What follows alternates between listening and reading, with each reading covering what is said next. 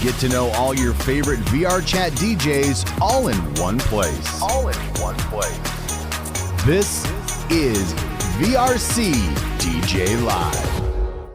You know, normally we would have all of your favorite VRChat DJs all in one place. That tends to be our branding logo when it comes to doing the show, but we do have a very big special guest with us today. So really glad to have everybody here with us for the program. And of course, welcome on in to VRCDJ Live. I'm Rob Roman, your host. And if you're just watching for the very first time, I'm sure a lot of Chris's fans that are coming over are going to be like, oh my gosh, who is this girl? What is going on? This is virtual space. But you know what? We have an entire economy here with DJing and producing and rave goers and community. It's all amazing here.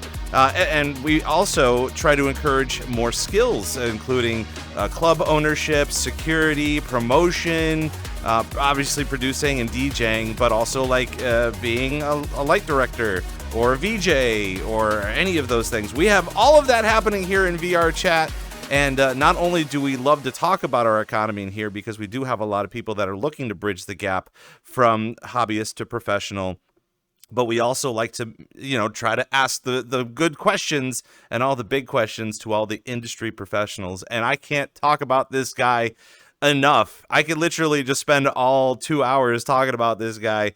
Grammy-nominated, multi-platinum producer, award-winning remixer, and a touring club and festival DJ with over 60-plus #1 chart-topping productions, working with mega stars like Madonna, Britney Spears, Christina Aguilera, Janet Jackson, Rihanna, Whitney Houston, all just to name a few. Again, if I were to do the complete list, we would be missing at least 30 minutes of this interview.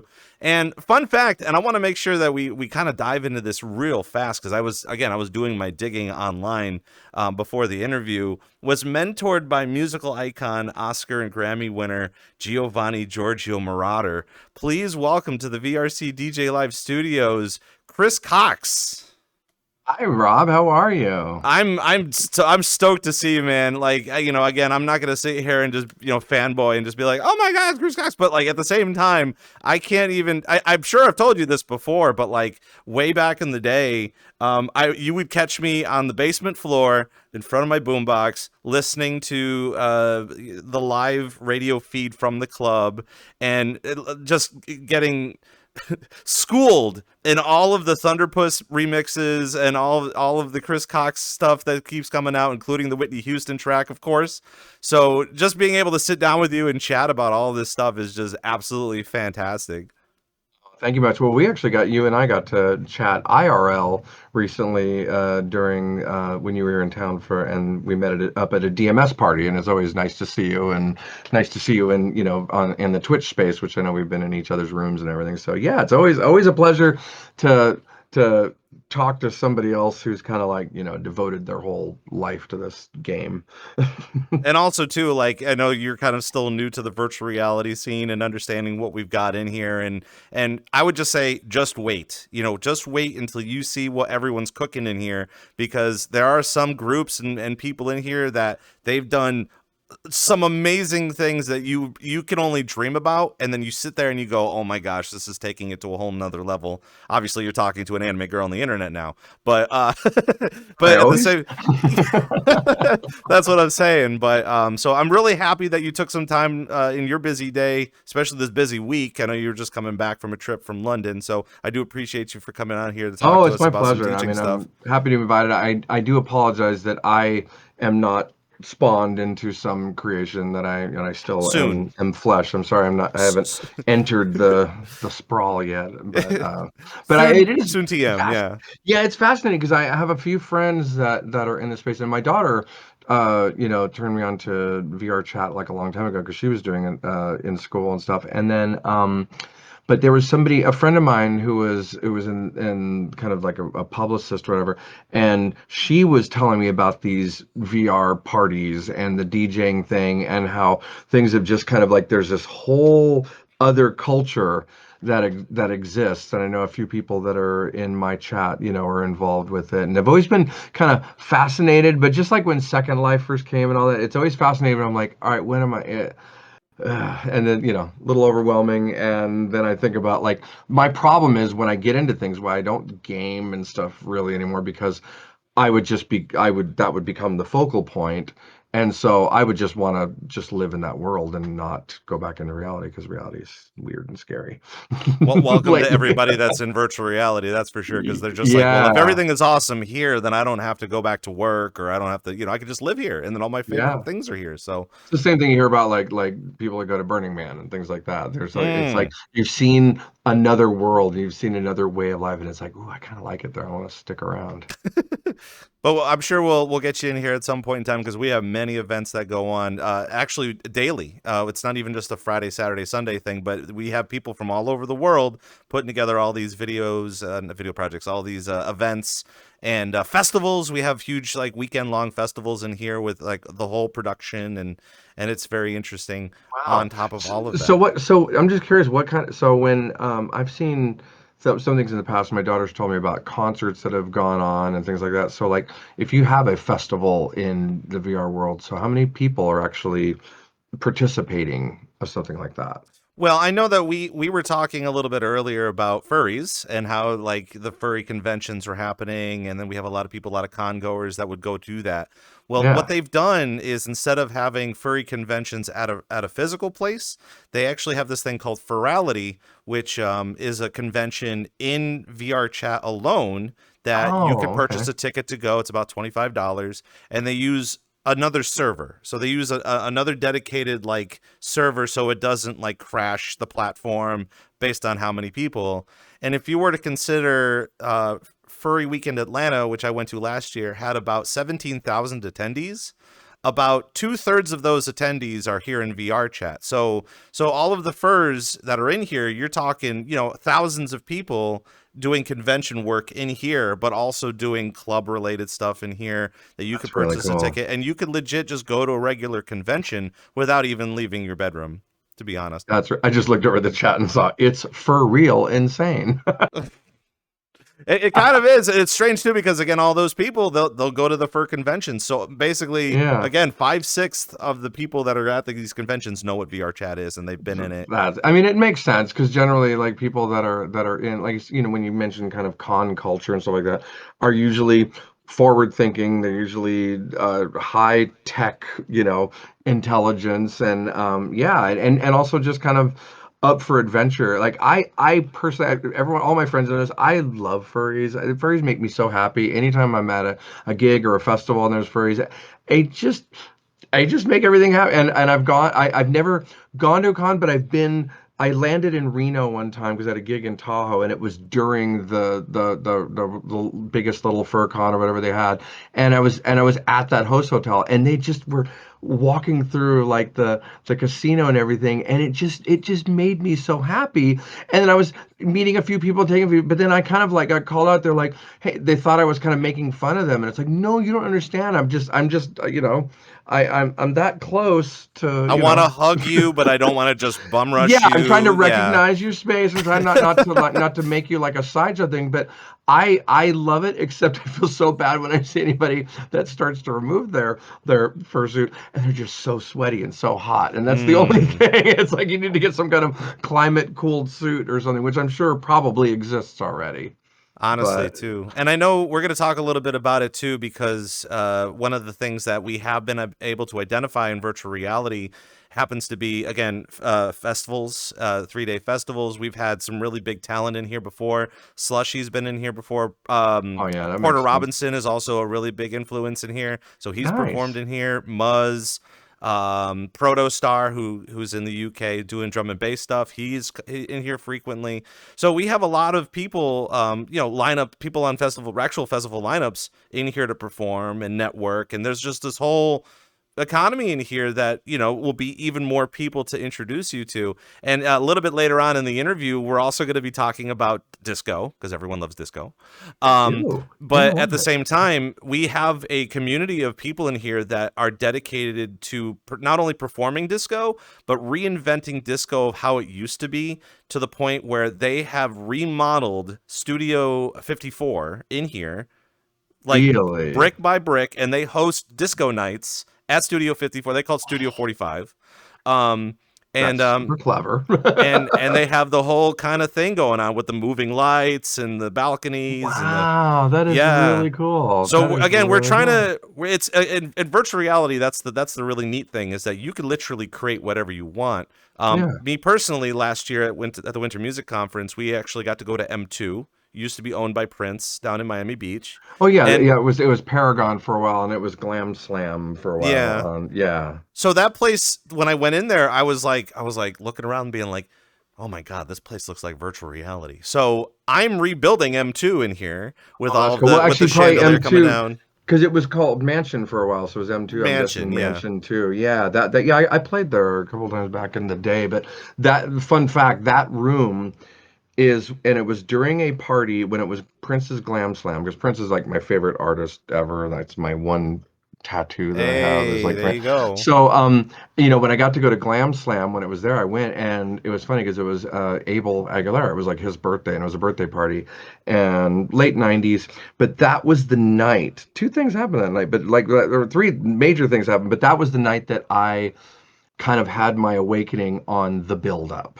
There was something that Abel did, and he was playing H2O Satisfied, and it was like this big build up, but something kept like it was anticipating, or he was doing two copies. I don't know what it was, but it was literally the anticipation holding and holding and holding. And I was in the upper balcony, and then what they now call the drop, but the payoff hits, and there was suddenly I felt like this wave of heat, and there were pyrotechnics that had, and the whole place exploded, and it was a confetti moment and fire and all this stuff, and literally I went back from that, and every 12-inch mix I did after that, like that was the beginning of my, ooh, let's build some excitement in the middle, and like let's build some anticipation. Like that, it was in that room that I kind of had my awakening to that aspect of my, and literally my label's called Build Up Music. Like that's, my favorite part to make in a record. And it was because of that room.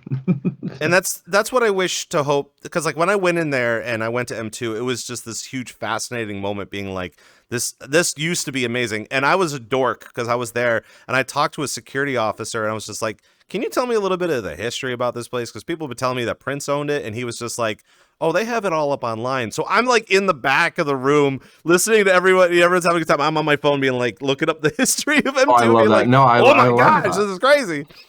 So I wanted to make sure that we found a way to not only encourage people to want to go to Miami and experience all that, but be able to live the history.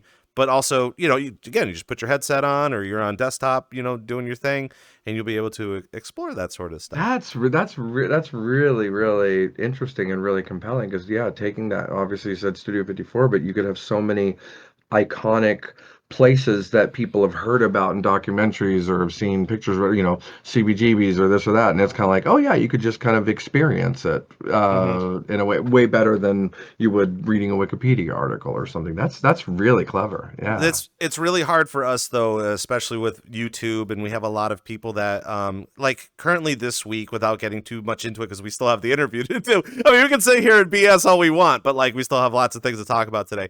But it just so happened 2 days ago there was another VR platform called Rec Room that ended up getting the chopping block in June.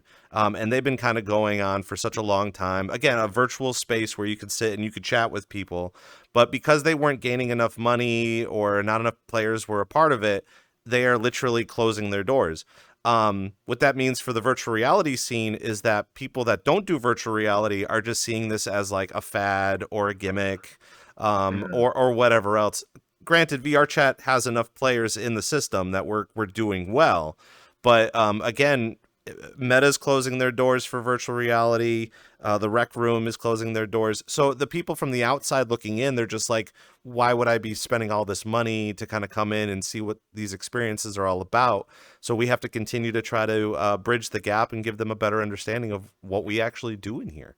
Yeah, okay, that makes sense. And just to get one last question, like, is the how this say like so the way that they keep VR chat alive, people basically pay memberships to do it, or is it like a game that you're basically playing to so like how are they keeping the doors open with that kind of thing?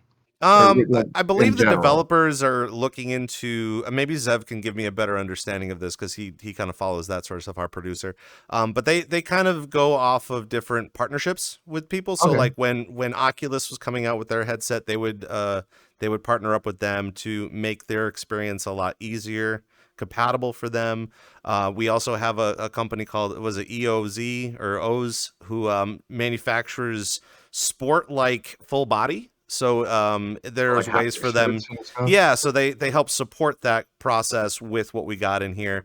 We also have, this is a conversation for another time, Oh, but yeah, yeah, sorry to we have a partnership with a company called Virtual Market, or VCAT, and they are literally a group of people from Japan that are interested in the virtual reality scene. That they have conventions in here biannually where they not only feature everything from Japan and the Western culture, and they collaborate, but they also have DJs and they also have a stage.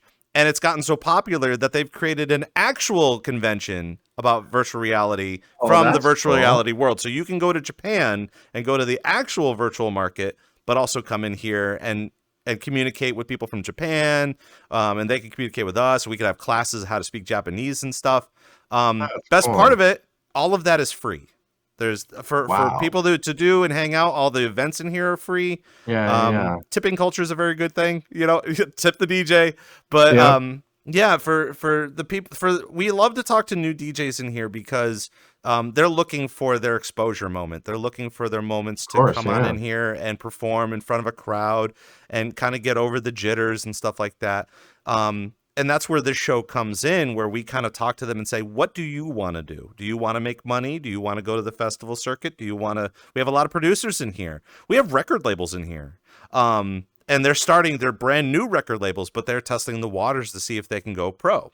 But it's really neat how all of that is kind of happening in here. Just the fact that, you know, if you were to just go to SoundCloud and listen to Joe Schmo, now Joe Schmo's in here performing and he's got a crowd of 80 people. So like, That's really cool. And obviously this I got just a hint of it during COVID when I jumped on Twitch like a lot of other people did, and I'd never even kind of thought about that kind of stuff and just how it translates into like it is a whole other business. It's a whole other thing. There's a little bit of overlap, but it's really its own thing. And it's a thing that if you're used to the traditional music business or the traditional club business, it doesn't make sense because everyone, during COVID was like, wait, would you go on Twitch? Well, how did they buy tickets? It's like, no, no, no. And there is this thing you kind of said that the tipping culture and things like that. There is this thing where you just kind of let it go, and it's like, listen, I'm gonna hang out, I'm gonna contribute something, and if somebody likes it, they take care of me. And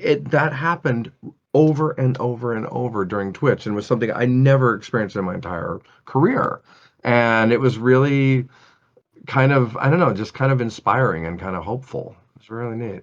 and understanding technology for the future too is super important, especially for the kids in Amen. here too, because we always think a little bit about how we used to grow back in the day compared to now. And I mean, obviously, back in the day, early 2000s, we're still talking 26 years now, but like Right. at the same time, we're trying to reinvent ourselves by looking into what the modern technologies are, what the kids are doing right now, what they enjoy to do. Funny story is, even during Miami Music Week, when I was going to the clubs to see my DJs, all the bartenders were up against the wall because nobody was buying alcohol. And we've had these conversations time and time again where none of them want to drink. And so the clubs are having a hard time with that. But we're going to dive into that, of course, and more. And again, if you're here brand new to the channel, it's VRCDJ Live, and we're here with Chris Cox. And it is a live program. We're here for about 2 hours. We're just going to be talking everything DJ. So if you have any questions regarding virtual reality DJing or wanting to be in virtual reality, or even if you have questions for Chris, this is the time to ask. This is your time to shine, to drop your questions off, and we're going to kind of sit down and talk about it. I want to bring up the fact that, again, I found that fun little tidbit up online that you had some involvement with Giorgio with Yeah, Miss and by the way, it would be it's pronounced Moroder. Moroder? A bunch of electronic fans would just be like shrieking out and like, "How dare you!" It's either Yeah, that or so the Moog or the Mog, and it's just like, well, exactly, you're yeah, gonna yeah. Well, screw it up anyway. usually most people say Moog, but it is actually pronounced Moog because of Robert Moog, the creator of the Moog synthesizer. And then so Giorgio, I guess you could say that was my big break because he's the one that moved me to LA, and I worked in Giorgio's studio in the mid '90s. So it was kind of past the the Giorgio era that everyone knows from like all the movie stuff and everything. But yeah, I worked with him for a few years in at his studio, and then an independent label, and we kind of took off, and I literally had to, my label partner Jeff Johnson, he was working at Warner Brothers, and we had to go to this convention in France and to meet him to like basically do sign some new deals or whatever. And we were both working our day jobs, and I was working with Giorgio, and he was working at Warner Brothers, and then we had an album that just started selling, and the business started picking up, and we actually I had to go to Giorgio. I was like, I gotta leave because I've got this thing taking off, and it was kind of like painful to even think about that, but he was like really supportive. But I also said, like, anytime you have something like, you're first in line for like anything ever. And so then he would call on me and different projects and all that. And then years later, when the Daft Punk album came out and a few other things came out with Giorgio, and he moved into the DJ space, actually by the the person who suggested that he looks into DJing was Donna Summer, and she's like, "Hey, you should maybe look into DJing or whatever." And so then he reached out to me, and so then I basically was like the music director, and we went on to, I built the show and everything, and then we did several things together until he was kind of like on his own, and then I went and did my thing. But yeah, so we've been friends for a very long time. In fact, his 86th birthday will be this month. That's so But crazy. yeah, but it was a really crazy, amazing time because not only did I get to meet, he's one of my production heroes, and I'm, transported. Well, I was working for Hot Tracks. I was in Tulsa, Oklahoma at the time, working in this like small, room in a studio, and to be transported into Beverly Hills, on top of Beverly Hills, in this mansion where he owned two homes next to each other. One was where he lived, and the other was the studio. And so, I'm sitting at an SSL desk looking at all of LA, driving a really crappy car that barely made it up the hill. And but it wasn't just that. It was like other people are coming in for other things, and I'm now meeting so many of my heroes because I, was a credit reader, and I knew all these people were, and I was the young kid doing all the new digital stuff. And it was crazy because I met so many of my producer heroes and artists and other people just in the music industry.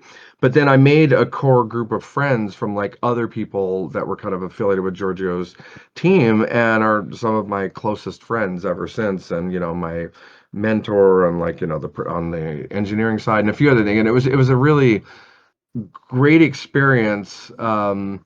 And I also learned just, a couple valuable lessons that I've carried through my whole career. But yeah, it was kind of a, pinch yourself WTF moment when it's suddenly like, George is like, hey, um, actually, the very quick story.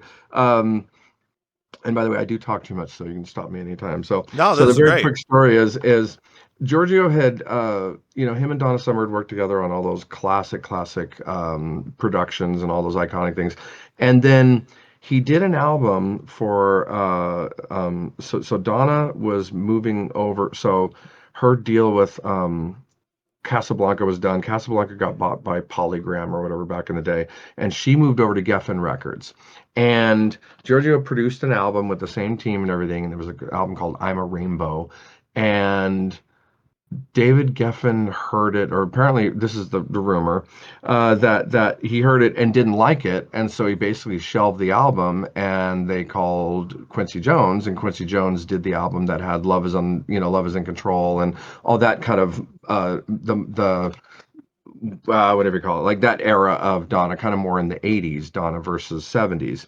So during during that time, he kind of like hadn't worked with her for a long time. I don't think it was a falling out, but they just hadn't done anything after that. And Giorgio did a song with Donna Summer that was only on some German compilation. So Giorgio did a thing for Virgin Germany, and it was this album called like Forever Dancing, and it was just a thing with like cover versions of some disco songs, and it was kind of it was a dance album, but he had one new song that was with Donna Summer. So I was working with the Hot Tracks remix service, and we were, finding, getting rights to things so we could make edits and do mixes or whatever. And a new Giorgio Donna collaboration was like a really, really big deal, but nobody knew about it in the US. And so I contacted Virgin Germany and was like, hey, da da da da, we'd like to do something. We'd like to put this out. Here's what we do as a company. Here's how we can kind of help promote your record, blah, blah, blah. And they like, okay, great. Yeah. Then I'm like, okay, well, I need to get the master tapes or, I need to get something so I can do, we can do the mix and everything. And says, okay, I'll give you the number. And you just contact Giorgio for that directly. And so there's a number and it's like, and so I call the number of the assistant. I'm like, hi, I just need to speak to Giorgio. And he's like, hello. And I'm like, hi, Giorgio Moroder. And it was just like this normal conversation. We did the thing. So then I added him to my mailing list and I started sending him all the hot tracks.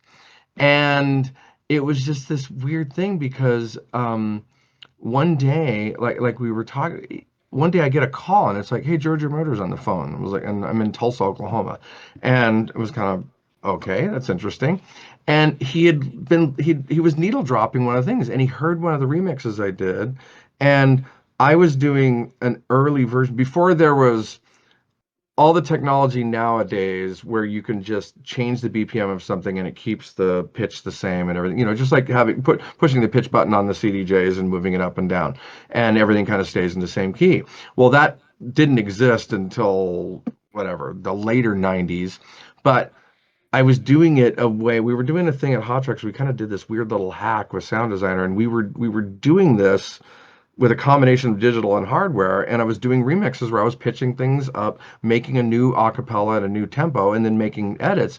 Well, he heard one of these, he's like, "How are you doing that?" And I'm like, "Oh, yeah, no problem. Well, it's this algebraic equation. So and I'm telling him because it was a mathematical equation to change the sample rate, speed it up, and then pitch it down with like hardware. And it was like this whole thing that I would make new acapellas that were faster. And he was like, and so I'm explaining. I said, well, how do you what do you use? And he's like, well, I just got into digital performer. I said, oh, that's what I use. If you ever need help, I'm the guy that people call. And so he every now and then would call me with a tech support thing. And I was kind of like, oh, yeah, no problem. Da, da, da. So I would walk him through these things. Never met him, never knew anything. He didn't know anything about me. It was just like this guy in Tulsa, Oklahoma that knew answers to the questions that he was asking about tech stuff. And so he ended up I was going on I was going on a trip to California from Oklahoma, and I just called up and I was like, hey, I'd love to, could I come meet you and say hi and see your studio? And he's like, yeah, swing by. And so I had two people I was going to meet on this trip, my friend at Warner Brothers and my friend and Giorgio Moroder. And the two things back to back. And literally the guy that worked at Warner Brothers became my label partner. And then the Giorgio visit, I'm driving up the hill, tiny little, crappy car, walk in the mansion, see all the platinum, see all the things, and he answers the door himself. It was like, "Hi, I'm Giorgio." I'm like, "Hi, I'm Chris," and then we're just talking stuff or whatever. And it was weird because we go to this we're sitting in the console, we're talking about whatever, and then he kept having to oh, that's right, there was the World Cup was on and he kept going to the house next door to look at the progress because Italy was in a World Cup game, so he kept leaving me alone in this room. And I was just kind of like, okay. And then he suddenly came back, he's like, so he's like, the music you or the stuff you do, the work you do, could you do that in this room? And I was like, are you kidding me? I've got nothing compared to what you have. And I'm just like, you have this like little crappy mixer. I said, of course you could do it. He goes, no, but could you do the remixes and the thing? I said, Georgie, you've got an immaculate studio. Of course you could. And he was like, no, no, no. Could you come here and do that in this room? I'm like, are you offering me a job? And he's like, yeah, so maybe you come work here. And I was like, oh, okay. And then he just instantly was like, actually, I need to call my whatever, my lawyer. Let me think about it, whatever. And and so then that was like the end. We were going to meet the next day and then it didn't happen. So then he's like, I call you. And so this is pre-cell phone, pre everything. I'm in Beverly Hills, driving back to Tulsa, Oklahoma, go back to Tulsa, Wow. and answering machine is blinking, and I check, and it's like, Chris, it's Giorgio, call me when you get this or whatever. And then I called, and he's like, so I think we do that. When can you come out? And I was like, well, I Just gotta got call. back. Yeah. Yeah, I just got back, and I said, well, I gotta let Hot Tracks know. I said, I don't know, let me.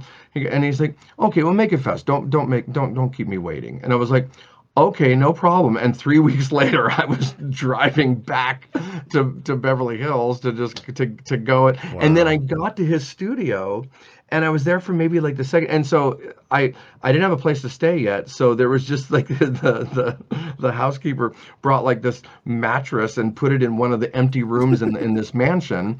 And so I'm there for like 2 days, and then suddenly Georgia goes, "Oh, I forgot I had to go to Italy for a couple of weeks, so you can just stay there if you need anything.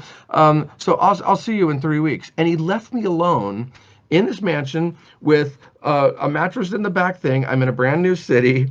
I have no idea what I'm doing or how I got there. I can't even. I look at this SSL console. I'm like, I don't know how any of this works. All the toys, yeah, all the toys that people Every play with, toy yeah. is there. I'm looking at all of LA. You know, I knew two people in LA, and it was funny during that 3 weeks. I was like, okay, I learned what every button in that entire place did. I had a number of his engineers, so I got how and figured out how to use the patch bay over the phone. And then I just literally went through all the synths, and I was going through all the presets, and I was doing it, and I just sat there and devoured everything I could. No manuals, no YouTube, just kind of like, what's that do? Okay, out, nope, don't do that. Okay, and I just sat there and learned everything, and then came back and jumped on the first project, and it was just kind of a crazy this crazy rocket ship of like, okay, they're gonna find out that you lied your way into this and you don't know anything, and you're gonna be found out, and you're gonna be sent back to Tulsa, and you got to beg for your job back somehow because you're a complete imposter. And it was just like this crazy thing that just started, and then rocket ship later. Well, it's great to hear about all this too, because there's so many people in this space right now that they're looking for the tools of success to try to figure out how to get to where you need to go. And obviously, in this scenario, it just seemed like all of the dominoes lined up, and you just kind of had to knock them down to take care of business.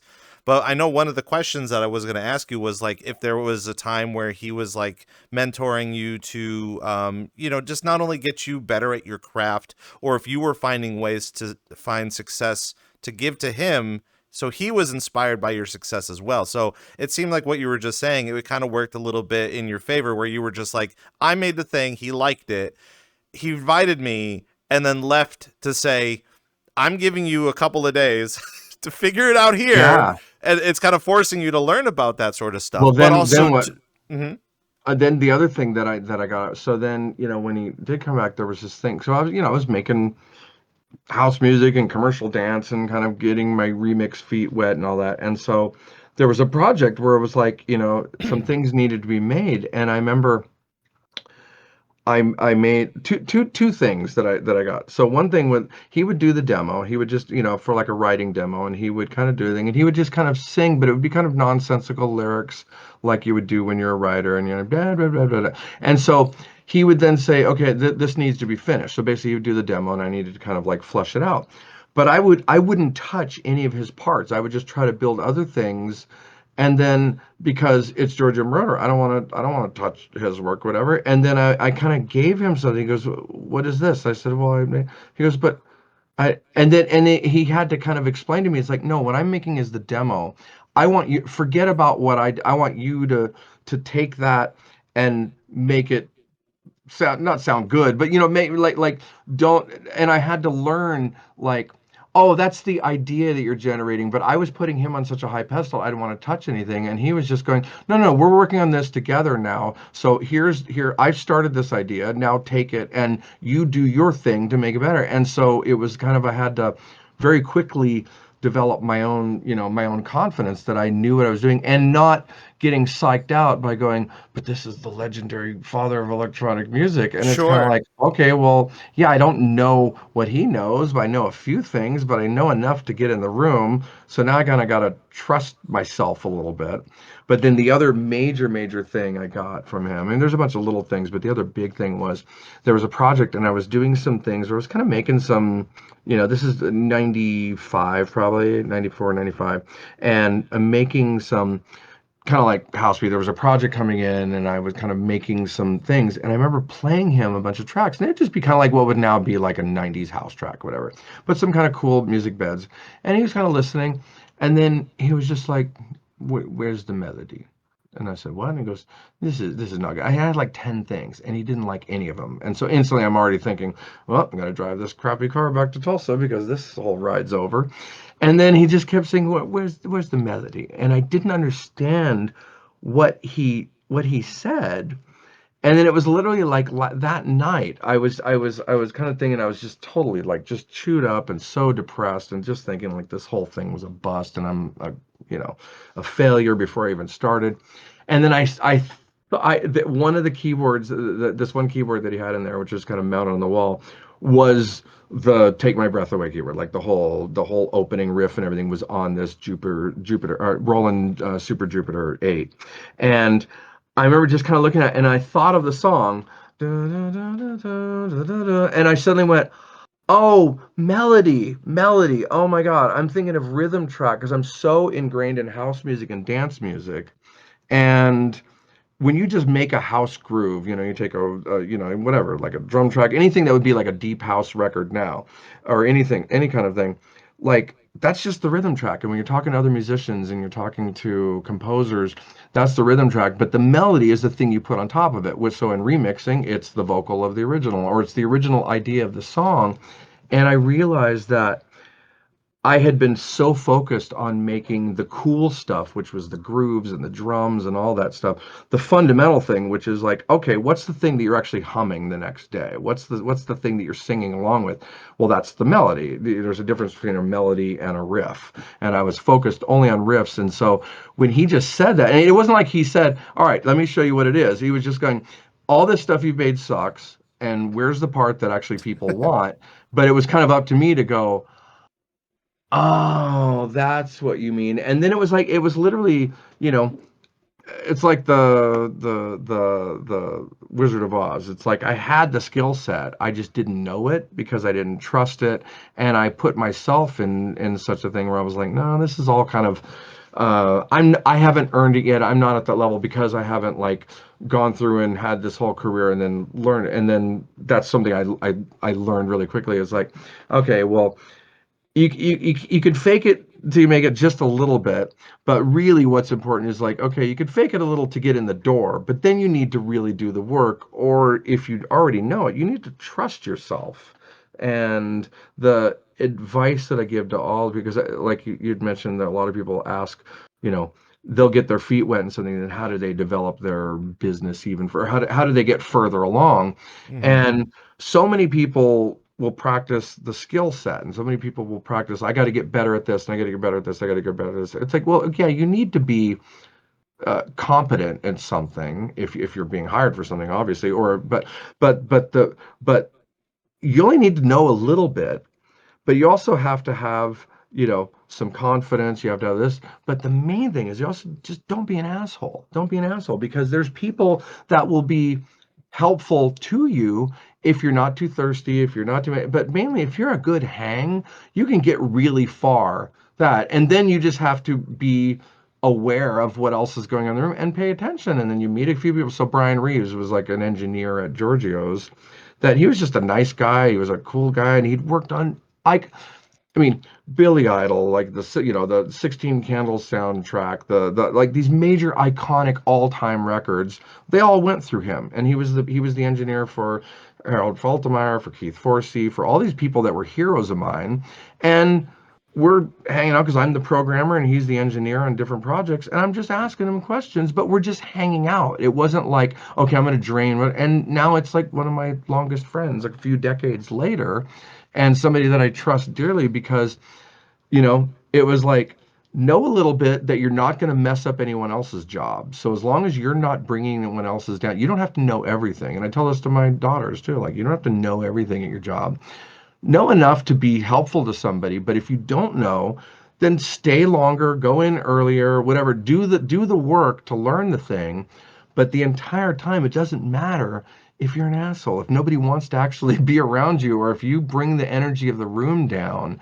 So there's a way of just being, you know, positive without being over like, hey guys, come on. But you just gotta like just be cool. Just be cool. And you can go really far like that. And it'll also help you because when you're hot, everyone is up your ass. Everyone wants to hang out with you. Everyone wants to do. Everyone's Right. offering you things, whatever.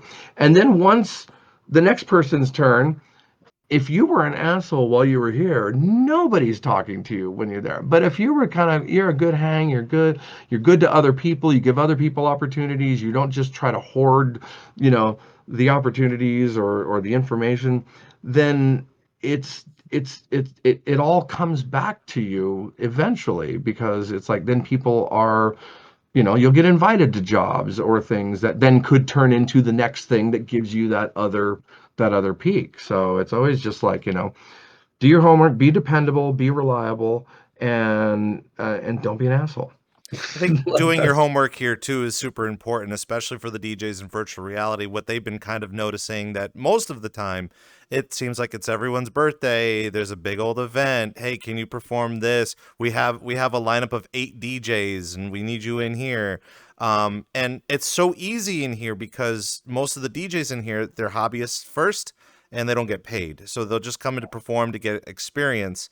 But after a while, it just seems like the people, the rave goers, want to try to become the club owners, or they want to be the festival curators or something. So everybody's giving their opportunities, but it always kind of boils down to, and I think a lot of people from VRChat hate this idea, which is the people that want the DJs, they'll always ask 2 questions. We were actually talking about this at the beginning of the month, beginning of the week. They always have 2 questions. The first one is, "Hey, how's it going?" And then the second one is, "So I got my birthday party next week, and I really want you to DJ." And you're just sitting there going, "Yeah, why can't you be cool?" Like it's not even a matter of just like putting on your sunglasses and being cool, but like there are moments where you have to just be like, business can wait. We could talk about all this sort of stuff later when it comes around, or if you need to ask those questions. And the same thing with the cold calling too, like you were saying, like for you to just kind of be like, "Hey, listen to my stuff." A lot of people, they're so afraid to do that. But especially in virtual reality, that's just the thing. It's just keeping your cool. And especially when you have a specific skill, everybody is after that skill. Everybody wants to see more from yeah. you, and being able to integrate that. Now, I'm going to ask the really complicated question because you seem Right. like a very humble guy. You seem like someone that has his head on straight. As you There's see other people that would Giorgio, probably differ. I mean, I that don't would that know would the think way you do differently. it. Yeah, so the way that you see Giorgio, as on this high pedestal, and of course everybody on the planet has ever seen this man too. Um, when you wake up in the morning and you see your records and you see, I'm sure you have plenty of placards with the records on it too, and the things that you've been able to accomplish.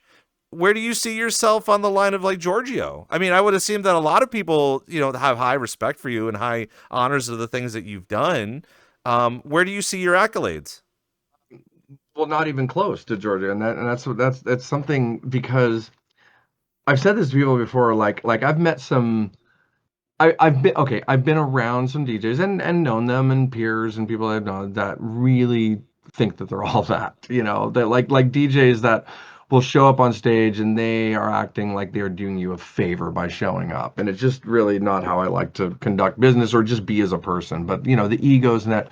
But when you're standing next to a Giorgio Moroder or a Donna Summer or Madonna or some of the other people that have been, lucky enough to get, it's like, oh, guess what? You are not a celebrity. Like I've been near a real celebrity. That's nothing. So I look at something like, yeah, I've had some success. I had some success in one area, but like when I like, compared to Giorgio, it's like his compositions, like there's probably a commercial running with one of his songs like right now. There's definitely iconic movie scenes, but that's somebody who kind of like helped really invent a whole paradigm that I'm just kind of, part of. And now I did some stuff that I definitely have heard my sound replicated, and it's definitely influential.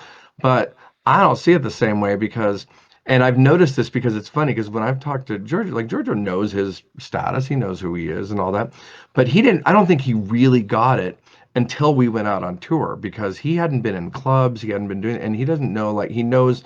He looks at the pop hits and he looks at like the movie things and the things that gave the highest accolades, which of course were, major and all that. But this whole other thing that we're part of, that the DJs are part of, nobody, I don't, he didn't really know that until we went on stage and, we were at the, in Brooklyn for Red Bull Music Academy. And when he saw the energy, like afterwards, he was just like, I don't think he didn't know what his work and his contribution meant to the electronic music scene. And that was one thing I was really happy that I got to kind of, because I knew that and I wanted to help build a show that the fan was gonna understand.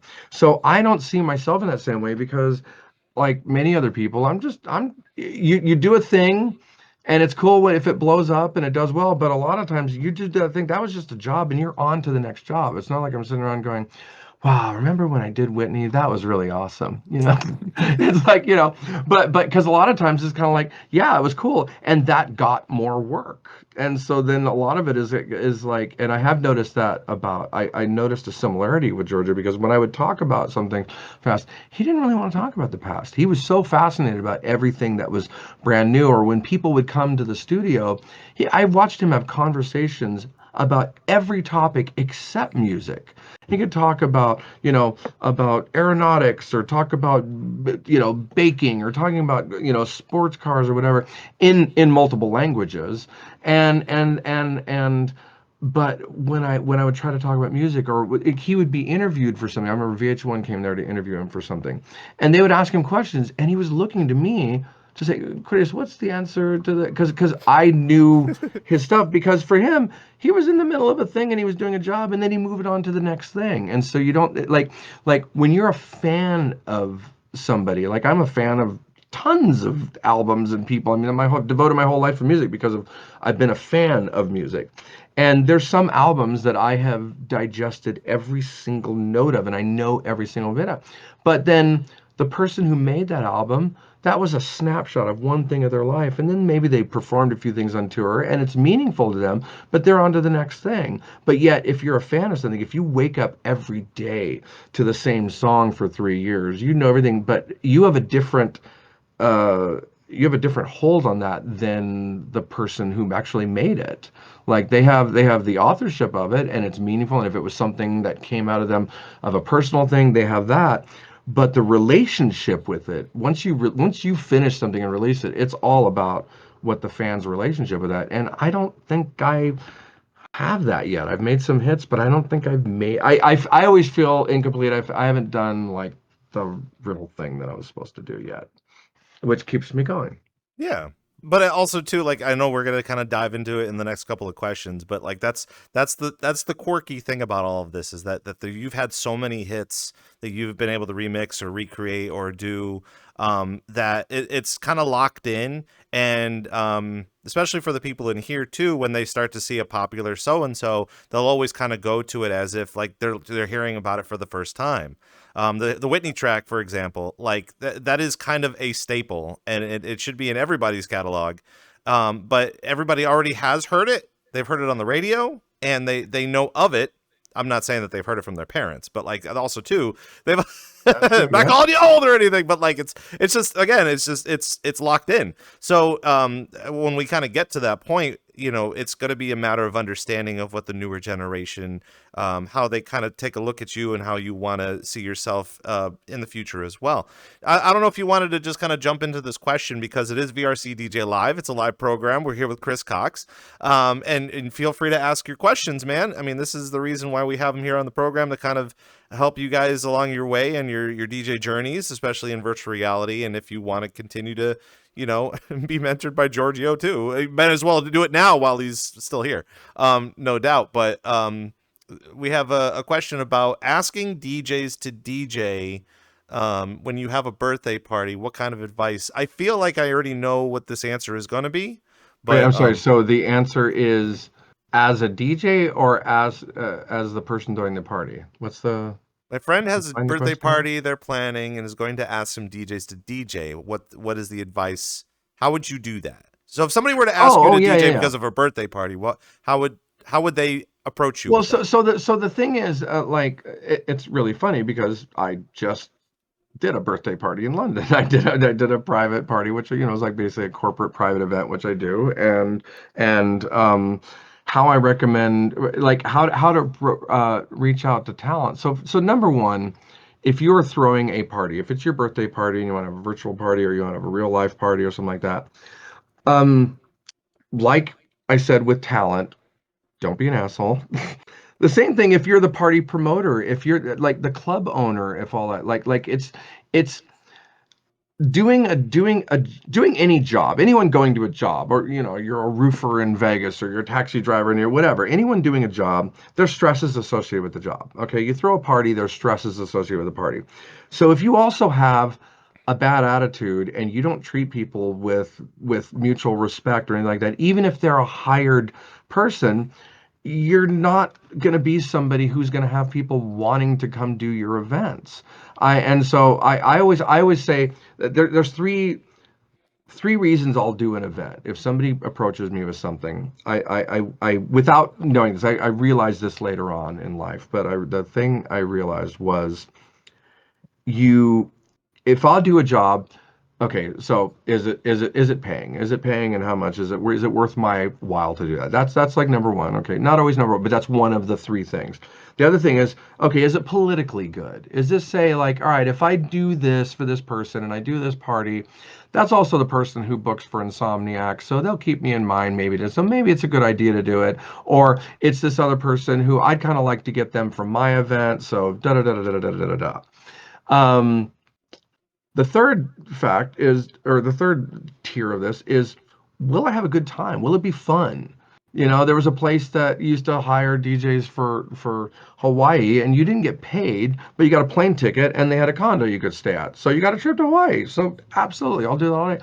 So if it's any one of those, that makes a person want to do something. And if it's any two of those, it's perfect. Now, if you are on the other side and you're an event, so myself and actually somebody in the chat, Sparkling Sweet, like we, just through my first event ever, which was, Everyone Loves Disco, and it wasn't a paying event. I'm asking DJs for favors, but I asked people who I had done things for them previous the year, and then what I realized was like, okay, the same things that I expect as a service provider or talent or whatever you want to call it. I need to be that person as the person throwing the event. So if I'm not paying somebody money, I got to take care of them. I got to help. I want to help blow them up. I want to do anything I can for them. And also, I want to, or at least make sure that they have a good time. And if you are throwing a party, you're throwing even a virtual birthday party, it's like, okay, I want these DJs. I need them at these time slots, whatever. Okay. Are you just trying to check off a thing because you want to look cool and you want to do this? Or you actually want to give like, hey, listen, I'm going to do this thing. I'm going to do some paid promotion over here. I'd like to include you on it. Da da da da da. Or hey, if you'll do this for me, I'll make sure I give it, or I'll make sure I blow up the thing that you're promoting. And it's just like things like, once again, don't be an asshole, and everyone will want to do your event. Or if you throw a good event, obviously, if there's a lot of numbers in your event, everyone wants to do your event because they want the exposure. So it is a relationship kind of thing where it's like, okay, I want talent for my event. I need to have something, some reason for people to show up. So I'm going to provide a platform for DJs to be on. And then the DJs will go, yeah, I want to get some exposure and experience. And if it's just a transactional thing like that, you're not going to have, nobody wants to be there then because it's like, I need to fill a slot. It could be anyone. Okay, you, because you seem thirsty enough. Cool, but what does that turn into? But if it's like, listen, I have a concept, I have a thing, da da da da, and then everyone just goes, oh my God, that sounds fun. Can I be part of that? Then you don't have to ask people because they'll all want to be part of it. And that was something that I've encountered. That's what locked me into the Twitch platform, because the clubs and the bars and all this, there's all the other stuff, and you're just trying to you know people are the club owners, club promoters. There's some great ones out there, there's some crappy ones, just like any other field. But if you play a gig and you feel like you took it and it's like, oh, I needed the money, so I just kind of did it, and you're just kind of treated like garbage and you feel like garbage, you don't want to go play for that person. But Right. if you have just an ounce of respect, and feel valued, and it's got to go both ways, then you can everyone will want to be part of your event. So it's just like, it's got to be. Too often people will do this. Hey, I've been playing for I'm DJing. I got a controller. I've been doing about 6 months. I'm really ready to get on the road now. Oh, okay, cool. How do I get paying jobs? It's like, um, there is you're not going to get paid for a long time, and until you have a name that brings in numbers, until you can put asses in seat, you're not going to make money unless somebody wants to take care of you.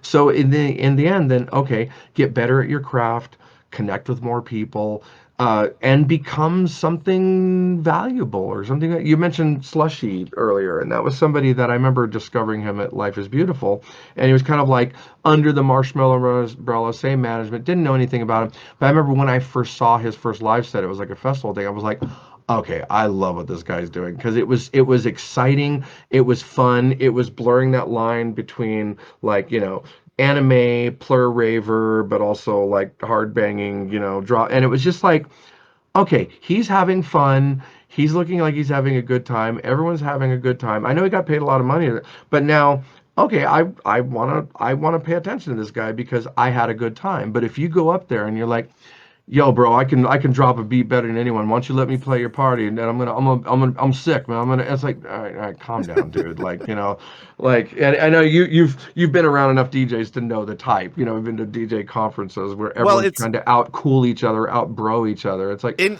here it's a matter of like there's a there's a guy who owns a club in virtual space, and he's yeah, like, yeah, we have a bunch of drinkers, we come together and we drink, and we have a pool table, a flip cup or whatever.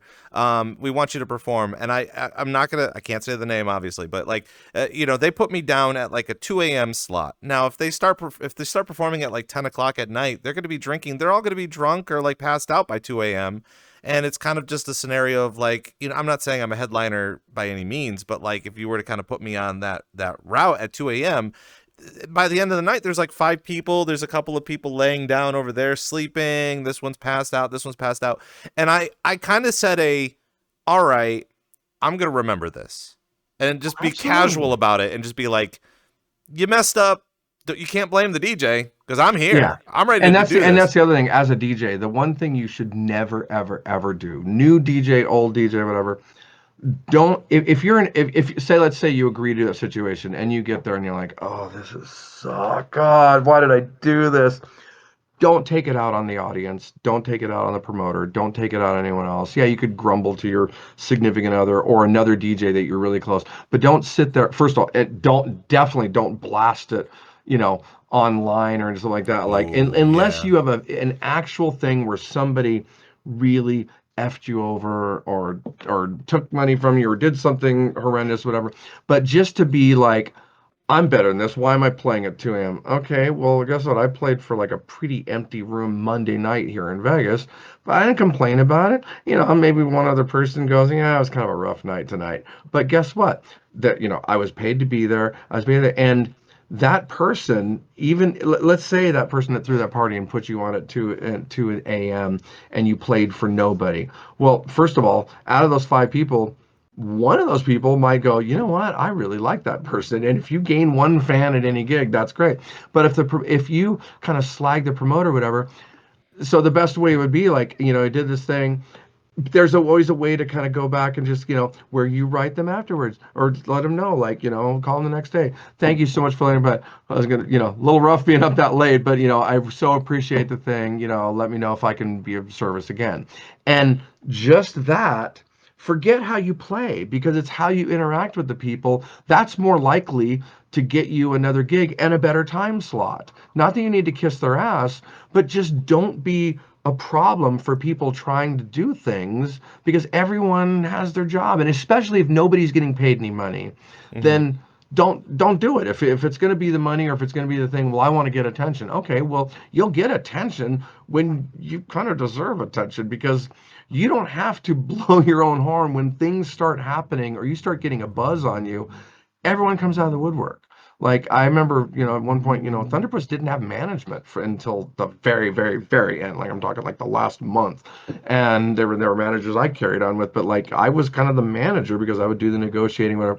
Because, and then it was like, well, I'll go get work if I'll get work if I have a manager. It's like, no, you won't. You'll get work if you're getting work, and then managers will come out of the woodwork if you're hot. And the only reason you need a manager is so they can actually manage your time, because you have so much going on. You don't have time to take care of your bookings or to do outreach to other clubs, or, hey, we heard Sure. this festival's on here, we think this would be a good match. I mean, that's really, a manager is just like with any small business. We've gotten so big, I need another set of hands to do this. I need more people. I needed somebody else's time. And everyone keeps getting that mindset of like, well, if I have an agent, yeah, if you have a good manager, if you have a really big manager. Slushy benefited from the fact that he was with Marshmallow's manager and the agent. So at the very beginning, you'll get some spillover from them. But the reality is, like, people will contact you if they want you. And it's harsh, especially, and it's hard, especially now that everyone's a DJ. But the reality is, when you start having a little bit of buzz, or doing something slightly unique or slightly different, or have your own audience and you get booked at the thing, and then your whole crowd comes with you, that's how you get booked. That's how you get other things happening. So in the meantime, build your skill set, build your network of people, and get as much stage time as possible, because two things happen with that. Number one, you get more opportunities from the people that you see, and you get more opportunities of more fans, more potential things. And then the other thing is, you become bulletproof as an entertainer, because when if you're just, say, in the virtual space, and you're always on the same controller and always have the same thing and all that, and then you want to take that out to the real world, well, everything in the world can happen once you're in a live situation. Controllers break, somebody's drunk, spills all over the thing, things get knocked over. I mean, everything that could happen. I've had fires, I've had deaths, I've had, so many things happen at events. And and that's just not the technical side. And so if you're not prepared for that, then you're going to eat your ass when you're live. Like, you need to have your skill set, and the way you do that is just the old fashioned grinding. You yourself, you're a good DJ, and you friends with other good DJs. And how'd you get that? Well, you DJ'd a lot, and you spun a lot, and you spun on every kind of equipment, and and it's not just like, well, I can't play on that because of da da da da da. And it's like, well, guess what? Then You're you're gonna going to be, learn. Yeah. yeah. Um, yeah, Yeah. I see I mentioned Sparkling Sweet, and I see a question. I'll let you forward the question, but Yeah, I didn't that know one if is like kind of I know we exactly have what I'm we have talking about. we do have some things that kind of, I know that's kind of an important question, especially because I know I don't know if you saw the April 1st Alpha Theta Pioneer thing that they posted, how they were like, we got the new it was for April 1st. They were all like, I kind of put my head in the sand on. it was so funny. They were like, we're releasing a new brand of CDJs where we removed the function to have beat sync. Uh we Did they finally really do removed that? it. Yeah, and I was like, Oh, yes. that's That's so silly. hysterical. And it was an April Fool's joke? Yeah, I mean, Oh, obviously they good really on want to them. keep it That's on there, amazing. but I'm sure there were a lot of Twitch DJs trembling. of course. It's VRCDJ Live. We're here with Chris Cox, answering your questions, and of course, we'll dive into that question too. I know it's I think it's important to hear from the professional and make sure of all of that. And I do want to kind of carry on. I want to carry on with the topic of what you were talking about with taking on gigs, understanding gigs, especially when it came to understanding your remixing. And again, you just had a whole catalog. Like between 2002 and like maybe 2005, it was just like a whole wave of things.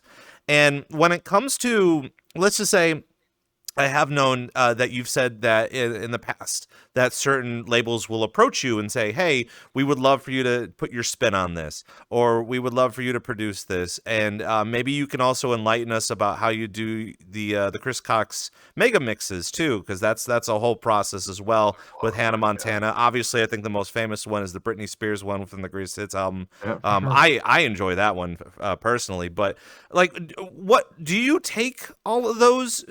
Have you let a couple of them gone because you just haven't had any sort of influence on it or had Well, an it's idea about it? funny. So well, when things were really coming at a fast clip, um, it was kind of impossible to take everything that was offered. Of course, when you're first starting, you want to take everything that's offered, and when your bank account's low, you want to take everything. And actually, Barry, he said one thing one time that he learned from somebody in the industry, and because there was a project that came in. I don't want to say the guy's name because it was like I don't want to blow anyone's up, but it was a relative of a very famous designer who was like a singer, and it wasn't a great song, but it was like somehow this person was signed to a major label and got asked, and so we got asked to do a remix, and it was a very large sum of money. It was a very large sum of money. And I was like, yeah, of course. And Barry's like, nope, not doing it. I was like, and it created a huge fight. And he's like, who is it? And did you listen to the song? I'm like, who cares what the song is? Did you see what the number is they're offering? And it's also connected to blah, blah, blah, blah, blah. And then he actually said, he goes, sometimes it's more important what you say no to. What you take. And I was just fuming mad or whatever. And then another project came out, and this one I'll tell you because it was just kind of funny because it was a meeting that somebody had arranged with like the head of Reprise, so Sire Reprise, and so it was like Seymour Stein. Finally got to meet like one of the legends who kind of started Sire Records or whatever. So I'm in his office because they had a project they wanted to talk about, and late '90s, kind of early early Thunderbirds, maybe it was '99, 2000, and Friends was massive. It was the Hmm. biggest show on television, and and Phoebe, Lisa Kudrow's character, had a song that she would always sing called "Smelly Cat," and they were like, "We have an idea. We're going to do the Friends soundtrack, and we want to do a Smelly Cat remix." And I was so excited because I'm walking into Warner Brothers and there's Madonna and Prince and Doobie Brothers and Seal and like all these artists that I love are there, and I just felt my stomach like, and then I just thought about it. I'm like, what are we gonna do? All right, it'll be a novelty record. Yeah, it could be fun. It was gonna be a big paycheck, but I'm like, I don't want to do like a not. It just sounded so cringy as a concept. We had to say no, and it killed me because I think that actually blew that relationship from it because you don't that's the hard thing because sometimes if you say no, and I've gotten DJ gigs because somebody said no, and then to somebody else, I filled in for somebody else, and then I did a good enough job and they never had that person back. So there is a risk that you take, but there is also this thing where like, okay, over the course I could every artist who's been in it for a long time has really, they'll have a couple hits. So we even talk about Giorgio, like there's a couple hits, I have a couple hits, whatever. But in the broad scope of everything you've done, it's only a small number that become the ones that everyone knows. And that's any artist. They always have way more material that weren't hits. And so it doesn't matter over a long period of time, and it maybe doesn't matter now because there's so much noise, but there was so much attention on us at a time. If we had put out something like Smelly Cat, maybe it would be fun. Maybe some people might have thought it was funny, but a lot of other people would have thought, all right, they'll do anything. This is over Were they because trying to make it that would radio it would take all the ready? credibility. I, I don't know. I have no idea. But it Because that would would have been but strange. but a credibility factor suddenly because then it's just so and that's when you always hear the term selling out and things like that, and I always say like I'll worry about selling out when I can afford to care about things like that, but the reality is like if you have a fan base or you have other people that are hiring you and suddenly you have a bunch of things in a row, it's kind of like ooh, yeah, let's not call them because they did this thing. It can be a blight. And sometimes if you do it for the paycheck or you do it for the thing, you gotta sometimes think, and sometimes it is important what you say no to. I don't like doing it because I think of some other ones that when things were really chugging, I think of some of the dollar amounts that we said no to. But it was like, and then it was just a physical, couldn't be in that many places in one time. And it was, it's a completely different world now. But, you sometimes have to think about the things. Does, how would this look if blah, blah, blah, blah, blah. That being said, it probably doesn't matter as much nowadays because there's so much noise. Unless somebody's really invested in you, they're not paying attention to everything you do. And you can kind of do more. You can do, we're now in this kind of iteration culture where you can kind of show a demo on TikTok and, hey, do you think I should finish this? And then people get more invested in it. So it wasn't always like that. It was all just like you're working in secret, and then suddenly you're presenting the thing that you've made, and people are instantly judging it, good or bad. And you worked, 3 weeks on a project, then they give it about 15 seconds. This sucks. Next, and Hmm. so we're in a different time, but that was a lesson that I learned of, like, sometimes you do have to think about what, and not say yes to everything. You try to be positive. It's this fine balance of, you want to be positive, you want to be amenable, but anyone who is like a professional, then you can also talk to them about it and just say, like, let's say let's say it's a gig, or and you could make excuses, but it's just like, hey, listen, I checked out your thing. Might not be the best fit for where I'm at musically right now, but I've seen your events and I would love to work with you on something. So if you have something that's more in this arena, please keep me in mind, or something like, there's ways to do it, or a remix it. It's like, listen, I'm booked. I would love to do this, but I can't. It's something, and then I'll go, well, we'll wait for you. But it's better. It's just like, listen, I so apologize. I don't know if I can connect with this one for you. I don't know if I can give you the job that I think you want from me, but I'm honored that, that you thought of me, Hmm. and I would love for you to consider me. Like, I've had a couple things like that where I've turned down some things that they've gone, you know, hey, we know you weren't a fan of that one, but what about this? And that has happened more often, but I have lost a few things where I've just kind of said, I don't know if I can do this. And then I never heard from that label or Right. that person ever again. So, there is a panic and you're making a risk at it, but, that's also part of, like, I always try to think of my long-term career, not like it's planned or trajectory, but I'm in it for the long haul. I'm not trying to just squeeze the most money as quick as possible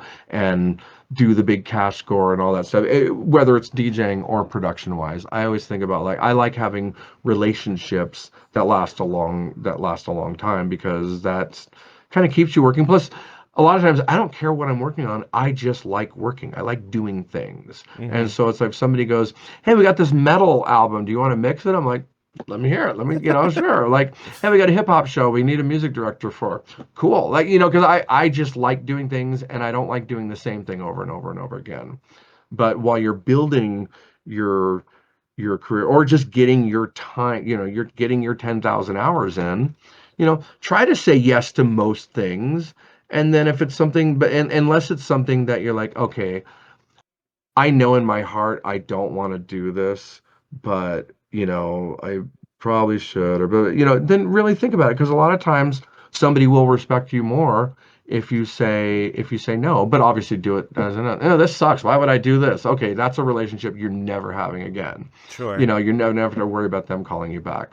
But give constructive feedback, give this and that, or sometimes take a shot, because especially remixing, maybe the song sucks, but maybe you did a thing that's just so incredible and unique. And classic example, MK, his career just had a major accelerant with the Nightcrawlers record, which was a dub of a record that he kind of did not, he just made a house dub of basically an R&B track, and became one of the most iconic songs ever because he did something original with it. And Hmm. so sometimes, even if you're saying no, I like looking at the puzzle of going, okay, all right, yeah, this isn't it, but what could I do to make this work? What's a way to do that? And it forces you to be creative sometimes. Creative. Right. And it's interesting how you were bringing that up too, because it's really nice to, have a partner within Thunderpuss too, to kind of, weigh out the balances of what is important, what can be important, what you want, and what you think is good for the brand and the idea.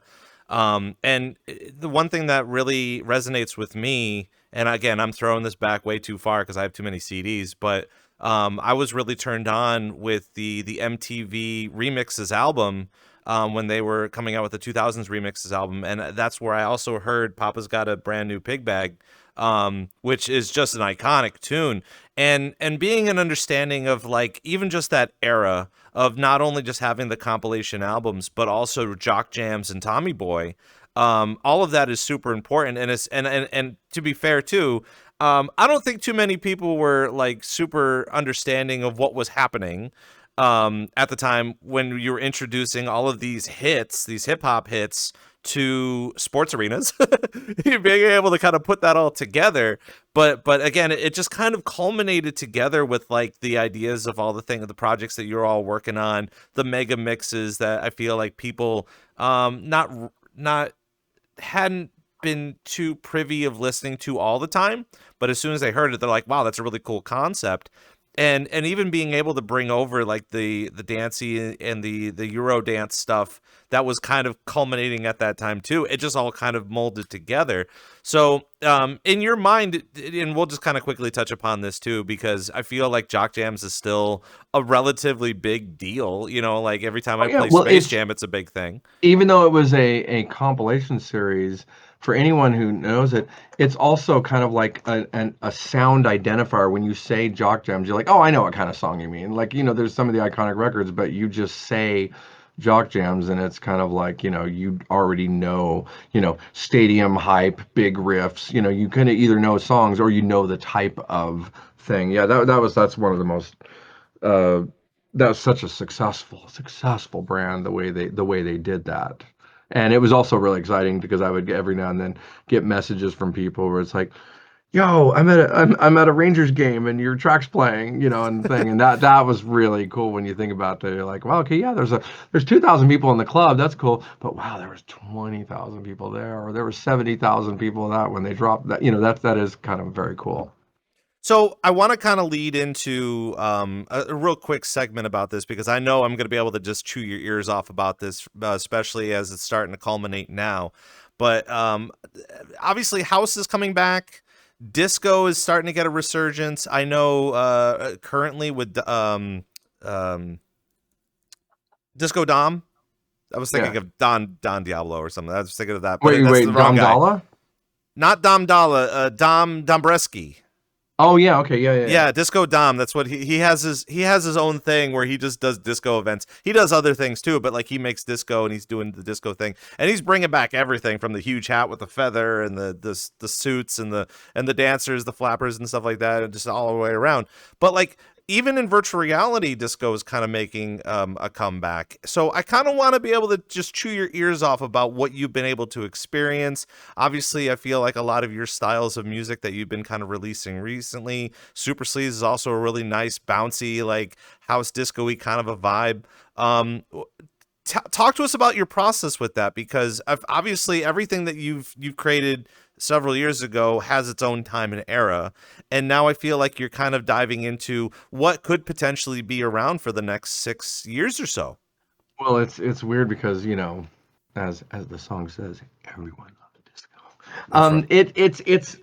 It's a thing that I pushed away from for a little bit because I early as a kid, I devoured disco. I loved it. It was magic. There was a teen disco for a brief period of time in the very small town that I grew up in. And from 6 to 9 p.m. on a Friday, you could go there, and it was it would become a regular club later on, and it wasn't, it was like in a warehouse or something like that. But I remember I was first in line. I was last to leave. You couldn't get me off the floor. I danced to every record by myself just because it was just this magic thing to me, and it really informed my my career trajectory, or my dream of like doing music. I either wanted to be in a mid-level as a mid-level metal guitarist, or something disco. And then after kind of working with Giorgio and kind of like, disco, wasn't a thing. It kind of came back in the 90s. It was like longer in the 90s than it was in the 70s. But, I loved all that stuff because I, grew up on those originals and was, buying 45s as a kid and stuff. But then it kind of became, it never went away. It just morphed into all these other things. So it morphed into house, whatever. But I intentionally, I think I was, especially during the anthem period, I was wanting edgier things. I was wanting like tougher things, and I was kind of staying away from. I don't know. It wasn't staying away is not. I didn't employ some of the gimmicks that made something where it's like you put a Simmons drum fill in and it's like, oh, that's a disco record, or an octave bass line, or there were some things that were like these things that I just kind of stayed away from, um because it was kind of like, I've already kind of like Giorgio. It's like, I've already kind of done that. I've already kind of done that. And then when some things started really kind of like Purple Disco Machine and other things that started kind of like really running with that sound, but kind of the modern version of that sound, I was wasn't didn't want to jump on it because it was kind of like, oh, I've already done that. But I think it was actually it's funny. Super Sleaze was one of the things. So when I produce records or when I do remixes and all that, I when I'm by myself in the studio, I overproduce. I've been called out on it, whatever. My track counts will get some sessions. I mean, I'll be 50 tracks, 70 tracks, whatever. You won't even know there's that many things because at the end of the day, uh, you're not supposed to hear it that much, but it'll be like, okay, I don't know what I want yet, so I'll just start building things and doing things, and my sessions get bigger and bigger and bigger, and takes way too long to do. So I had an idea where I just said, I want to make a track with the least amount of tracks possible, and I don't even know how, but I was listening to something, and I was just kind of like, there's nothing in this record, but it sounds so good in the club, and I don't even remember what it was, but it was like, I want to try that. And then there was a Moog had not Moog, but Moog had come out with a new plugin, the Mariana. So it was like basically like a recreation of the Taurus bass pedals, but it's for like really big sub bass. And I was just testing it just to kind of see what it was. And I was kind of programming things in, and I hit something that I was like, the whole studio just went, and I was like, ooh, wow, that's interesting. And so I just came up with a really, really basic beat, just a basic, as basic as you can, just eighth notes and this sound. But I wanted to see like how full would that sound with just those. And I remember just coming up with some basic drums, this basic thing. But for some reason, it sounded so good in the studio, and it sounded so cool. And so then I was like, oh, that was the other thing. So Super Sleaze was an experiment because I was like, all right, and if I don't want to do a remix and I don't want to get a singer in or do anything, let me try to build something off Splice. So literally, I was just like, okay, I've got this thing. Let me look up the key. Let me do it with some of the kids. And then I found like three vocals that were all in different languages, but I'm like, tried to make them go. But really, the whole thing was an exercise to make a really simple production to see if I could play it and if it would kind of like, and I was kind of like, oh, that's kind of good. And then I was playing it on the Twitch show, and every time I play it, people seem to like it. And so then, um, I forgot there was another thing in there that I just kind of started doing some things that were leaning a little bit more into disco, but without even doing it. And then one day on Twitch, I was messing around with the microphone and I had the voice changer and all that stuff. And I was kind of just pontificating, and I was like, well, all this other genres of music that are out there, it's all just disco. Because I remember when I first, when I was hearing high energy, or even when I first started hearing circuit, I'm like, these are just high energy records with tougher sounds. And then, and then house music is like all of this. It's just there was a record somewhere in the disco pantheon that you can connect to almost every major electronic record. And so I started, saying all the genres and doing it in the crazy voice, well, house is disco and electro is disco, and just kind of doing it as a joke. But then the next morning in the shower, I was kind of like, it suddenly the whole hook came to my mind, put the towel on, came down, recorded a vocal, da da da. And then it was just kind of like, I had a realization, and you're a DJ, you've done a lot of like, I'm sure, kind of corporate events and things like that. Whenever there was a thing I noticed. So I got to be the official DJ for the Grammys like twice, and the official like after party. And I was kind of sweating it at the very beginning when I got that gig, because here you have, first of all, the whole industry, anyone who's not at one of the super, super, super parties, they're all at this big party. And but you have people from every category. So you have opera people and jazz people and Latin and country and hip hop and every kind of, Native American music, every kind of music you can imagine. What do you play for that crowd? Well, what do you play? You play disco, because you put on Charlene Gotta Be Real, everyone goes to the floor. You put on, Ring My Bell, somebody, I don't care what you're into, you could be the hardest hip hop thug, and the beginning of MacArthur Park comes on, and you're gonna be like, oh girl, like you're gonna feel it in your soul, because it's universal music. And so I just kind of started having, realizing, like, God, it's funny. I was doing disco stuff, and I know disco stuff inside out, and the real, I knew it prior to Giorgio, but in 2013, when I was building the tour, I got the multi-tracks from all the Donna Summer stuff and the Giorgio solo stuff. So I got to go to college all over again, and I'm listening to the multi-tracks and hearing and watching, looking. I know the records because I know them inside out from listening to it, but seeing some of the stuff that was done, it was kind of like, oh my God. And it was just literally this culmination of those couple of things together, where it's like knowing the elements and knowing some of the stuff that I just stayed away from all the time.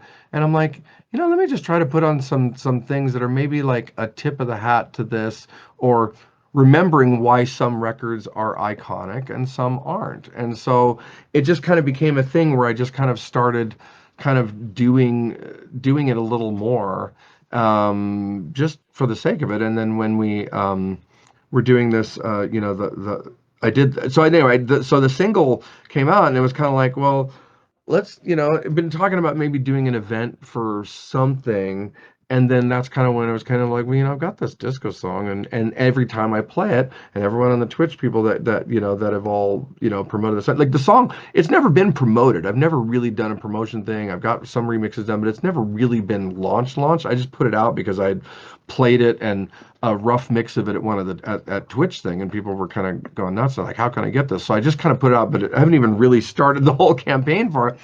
But it was a reminder. It was like, oh yeah, every time you can have the most cred person in the world, the most cred DJ in the world, and you put on a disco track or something that has its DNA in disco, and that people just like it. It just feels really good. It was a joyous time where it was celebration, it was letting go, and there's so much anger in a lot of music, and there's so much, like, or attitude, or just complete, vapid stuff. And so it was just kind of like remembering where it all came from, and kind of maybe just, paying a little tribute to it, but not necessarily being like, hey, look, I'm gonna put on this hat and coat and look like I stepped, I'm a pimp that stepped out of 78. It's like, well, Uh-huh. no, it's, I'm not trying to do that. But it's like that also, like we did the party, Everyone Loves Disco, and the whole, when I talked to the DJs that were playing it, it was like just every flavor of disco. So it could be modern house, modern disco house. It could be something that was a classic thing. It could be a sleaze record. It could be like a high energy record, because it's all connected to it.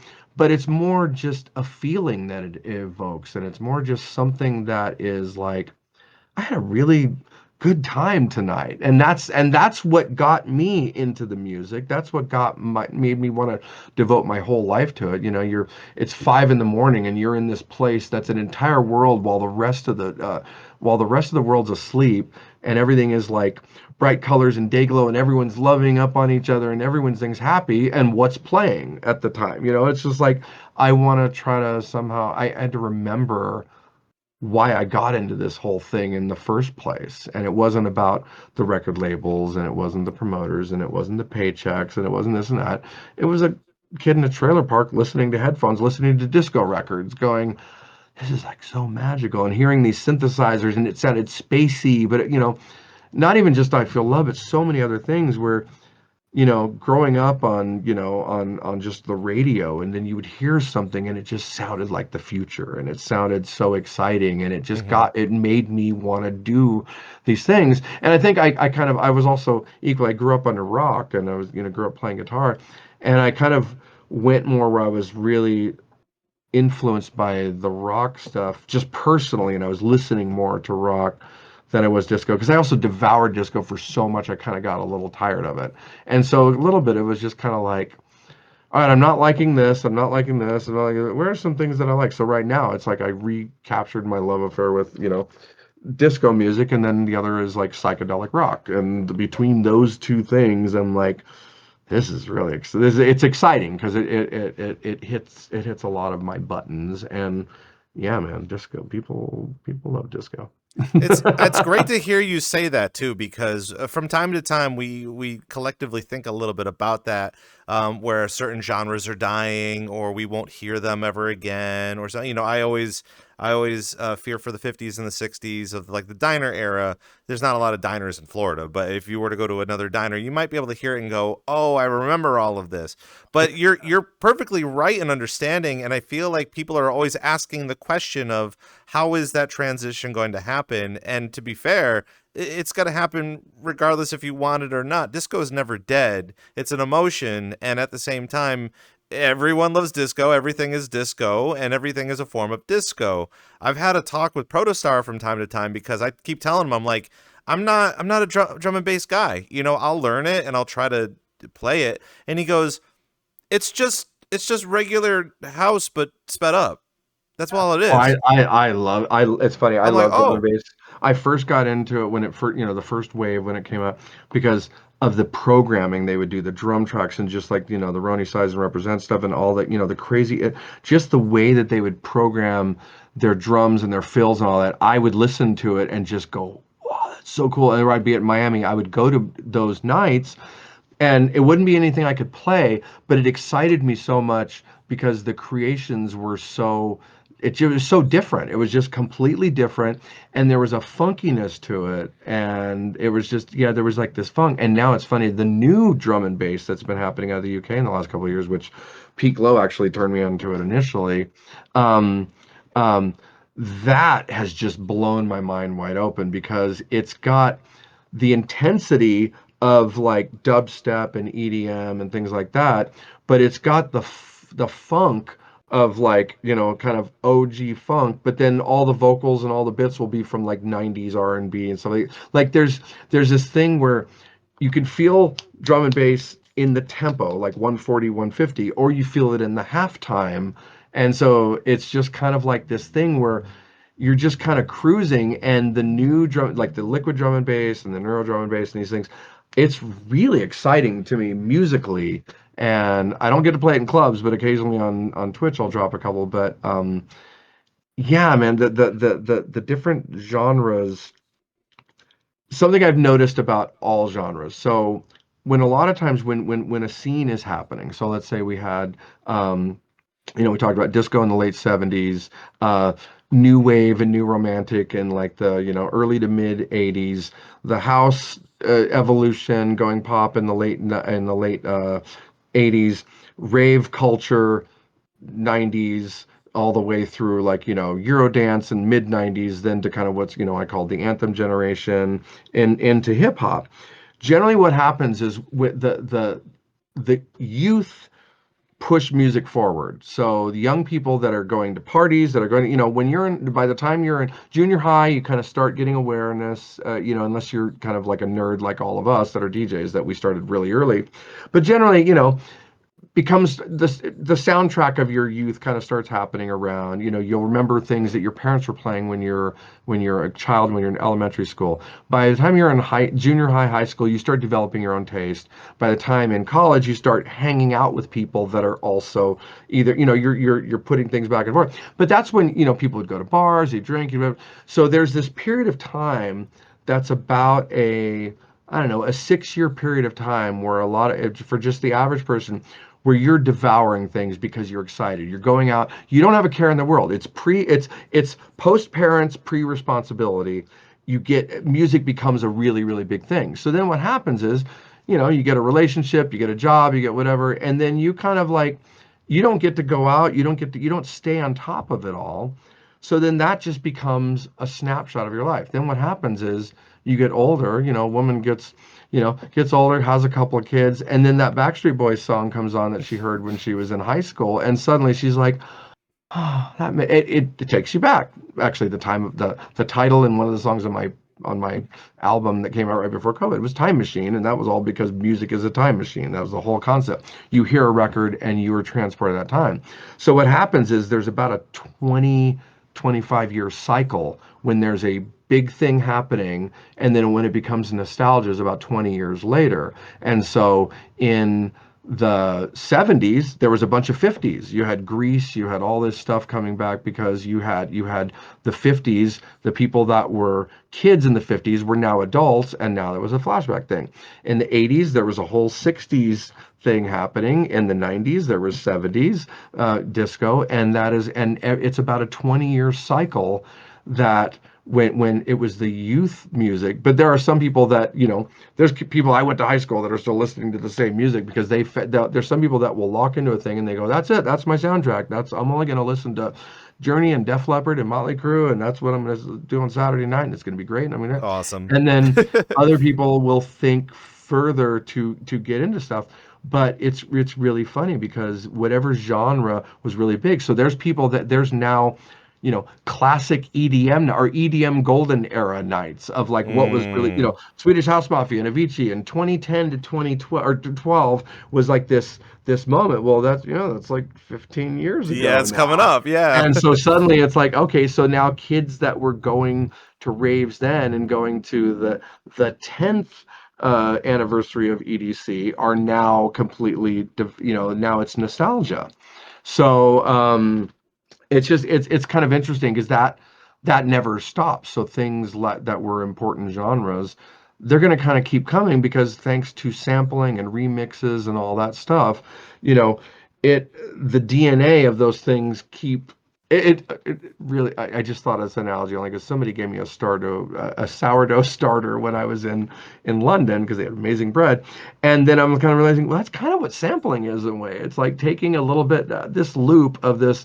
There's this great Isley Brothers tunes. I'm going to take a sample of that, and then I'm going to make a house track. But then somebody's going to sample that, and then da da da da. And so it's like this thing that just kind of, good things kind of keep popping up in one way or another. But then they'll evolve and they'll take shape. And I'm using a gamer analogy. It's like, Jolteon or whatever. You like it evolves in the future, Sure. and that's always happening with genres of music. I mean, it's already bad enough that like Ultra just happened last week, and the people that live in that general area, they were talking about and how in Miami, that area is going vertical, where they have a bunch Yeah. of residents there, and the residents are now coming out and they're griping because it's too loud and I can't leave my apartment and I can't do this, that, and the other thing.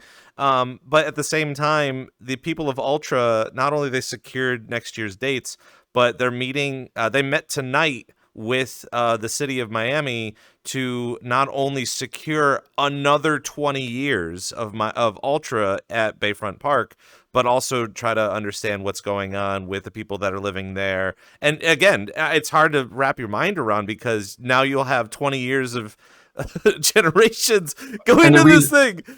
and the reason that's all happening there is because I remember when, I used to go to Winter Music Conference when, South Beach wasn't anything for a while. And then South Beach was kind of not decrepit, but it was like whatever. And then what happens? The gays move in, the fashion industry move in, the artists move in because it was like cheaper apartments, you could live close, whatever, you could have like clubs and parties, whatever. And then they made it super happening. So then all the people with money go, wow, we got to build a big condo because there's all these cool things happening. They build their condo and suddenly it's 2 in the morning. They're like, where's all this noise coming from? Well, you wanted Mm. to be in the cool place where everything's happening. No, we got to shut that down. And so I remember when the curfew went into place because Miami used to be 24 hours and the parties were amazing. And there were, going to Warsaw and, Paragon and, these other places, Opium and these places that were like these amazing things where all these things were happening. And then the very thing that brought in the money suddenly didn't want it. And that's what happens in every scene. It happens in San Francisco. I've seen it happen in so many scenes, New York for sure, where it's just like all the creatives come in, make it cool and exciting, then the money comes in, and the money chases, then they make it so no, but the creatives can't afford it anymore, Sure. and that is just a horrible vicious cycle. And I've seen it happen in Hollywood, I've seen it happen in different places, and that's interesting. In 20-year 20 thing, I wonder, years. Yeah, it's which makes nuts. you think like, all right, what's gonna First of all, is somebody still going to be playing Sweet Dreams in 20 years at Ultra? Like We're gonna be what? having an Avicii anniversary every other Yeah, day. probably. Yeah. Wow, that's interesting.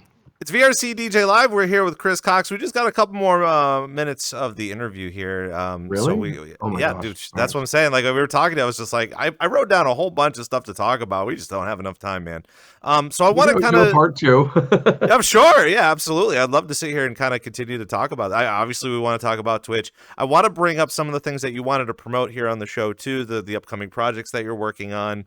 What If do you I need wanted to to go promote? ahead and announce the thing that you were talking to me about, I mean, that's always a very fun thing to do. But talk to us a little bit. What was it? It's called Open Deck. That's Oh what no you no were no. working on? And it's funny because it came out of a necessity because I needed to make a new marketing deck. So I've been kind of doing some more corporate events and some things like that, and I needed to make something that was specific to that. And I know how to make a marketing deck, but it's a pain in the ass, and I gotta sit there and do it. And I just kind of, so I, out of COVID, I reconnected with a really good friend that I'd made during the, when I was at Hot Tracks. I was in Tulsa, Oklahoma, and I felt like I was just, went from Las Vegas to Tulsa, and it was kind of a major culture shock.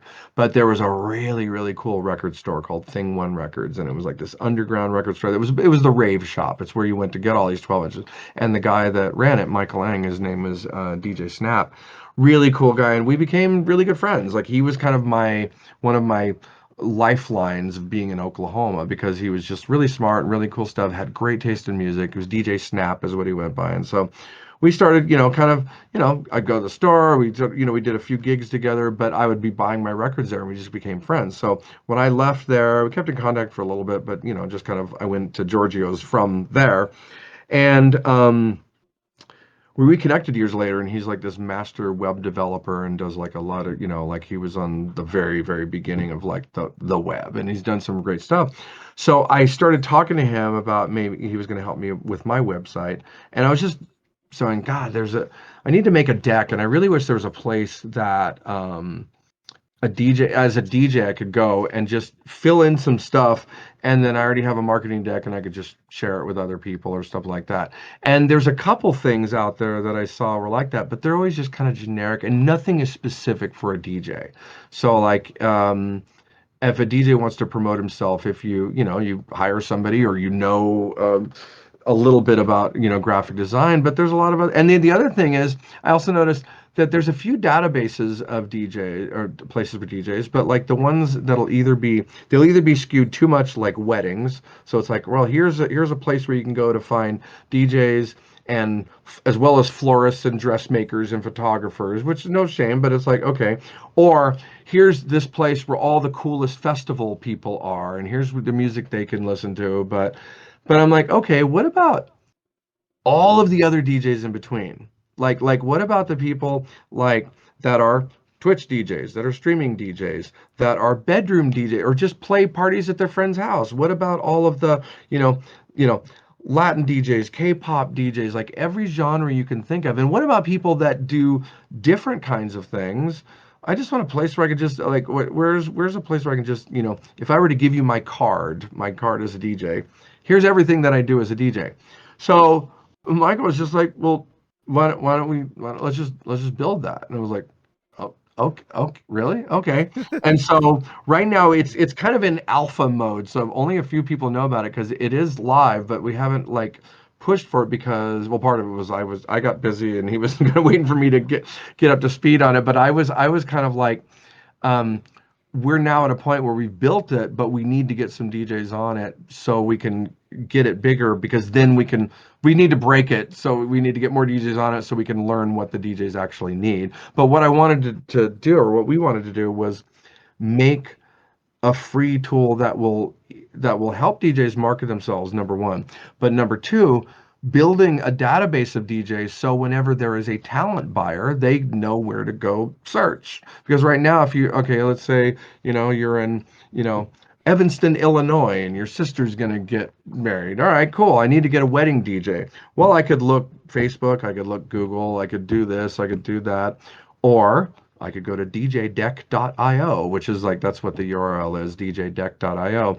And the the goal for the future is that there is a database of DJs worldwide that are on kind of every modality, because there's radio DJs, there's mix show DJs, like DJs, it's everyone's kind of a DJ now, but there is for the longest time it was kind of like this fraternity and this brotherhood, and people don't, unless you've done it and stood behind the decks with a bunch of people, it's just kind of a different thing. And I don't know, it just kind of needed a different tool than what I was finding out there. And so the goal is you'll be able to fill out your stuff and then basically have a just a one page that you can easily send anyone to, or you could share, or download into a thing that you could share. But really, it was just kind of like, well, hey, if you want to know what I do as a DJ here, and it's just almost like a baseball card. Like, here's your stats. What kind of music do you play? How long have you been doing it? Da da da da. Da. Give me some links to your things, and just a very simple thing. So kind of like the almost like a little bit like MySpace. Like, here's just a sampling if you want to get more, and then there's a way for other DJs to connect and kind of go, oh wow, who's in Finland? Wow, there's another DJ there, and so maybe there's some you know cross pollination and people that so that's the goal for it, is to make something that people can either look for talent on, or DJs could share what they're about. And it's a really it's a really gorgeous looking site so far, but it's still in the operational stage. And so right now we've got codes for signing up, and it is free, and we need to get more DJs on it. And this is actually one of the first mentions I've done of it, because I haven't been, announcing it publicly, but a few people have been getting on it because we needed to build it. But now we need to kind of get some more people to build it even further, and then have people go, hey, I need to fix this, I need to fix this. And then that's one of the things that's working on besides other stuff. So djdeck.io.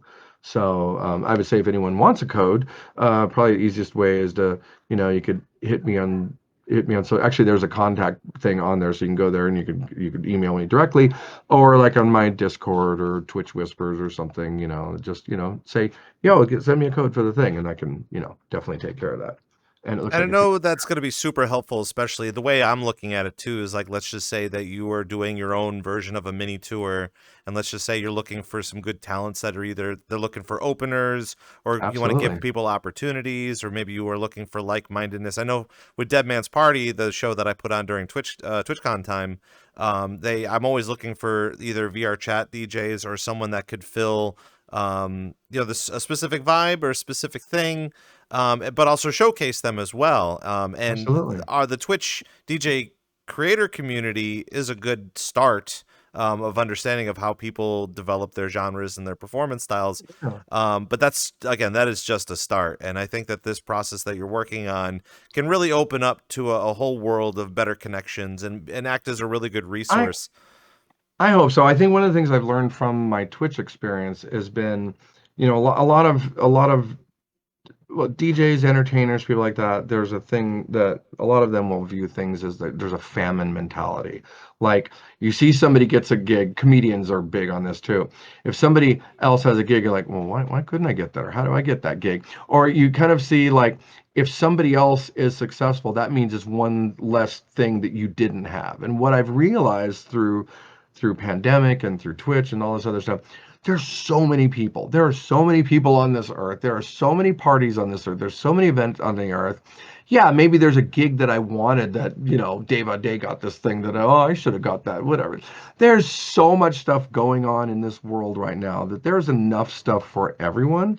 And other thing I thought is a lot of people aren't really friendly. Like, there's bedroom DJs, and you kind of instantly, especially, seasoned DJs, are like, oh, okay, well, guess what? We were all bedroom DJs at one point. Right. And so if there's a way to kind of like, and eventually the amount of time you put into it is what's really going to make the difference. But if there's a way to maybe have some tools, and I don't know, everyone seems to just be wanting to shake as much money out of people as possible. And it's like, well, listen, there's some tools that we need that I don't want to take advantage of any. This would be helpful to me. Maybe it's helpful to somebody else. That's at least the mindset.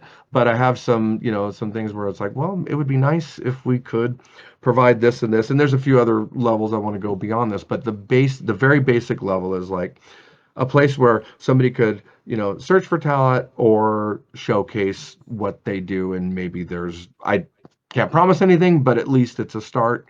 And then we need to get it bigger because then it would actually have some influence to maybe help people get DJs or share share knowledge and things like that.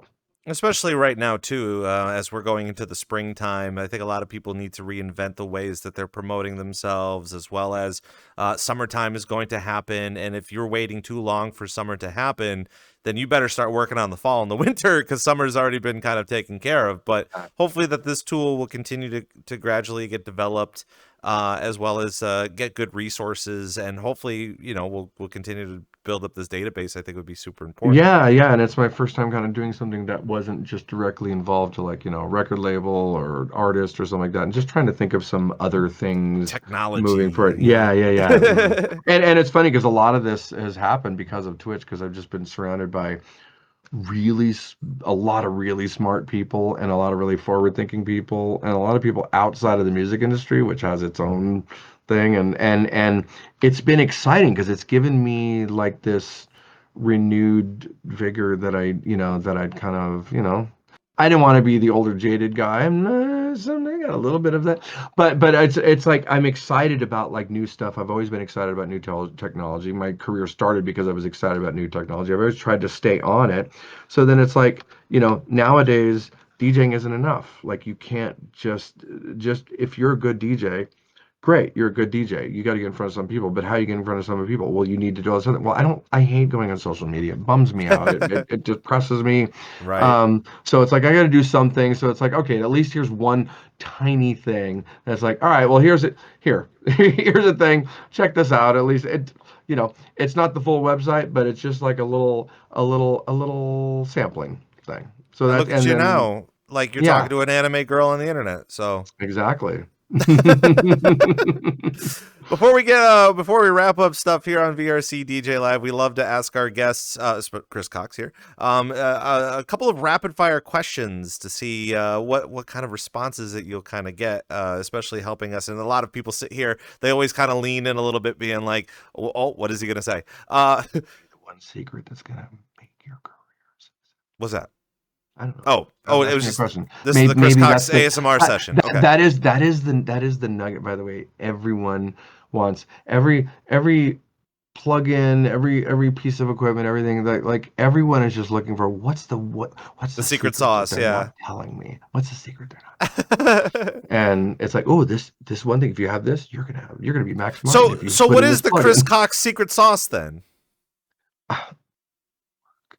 It's time in the chair. It's no secret. It's just like the same as the gym. Hey, you want to get in shape?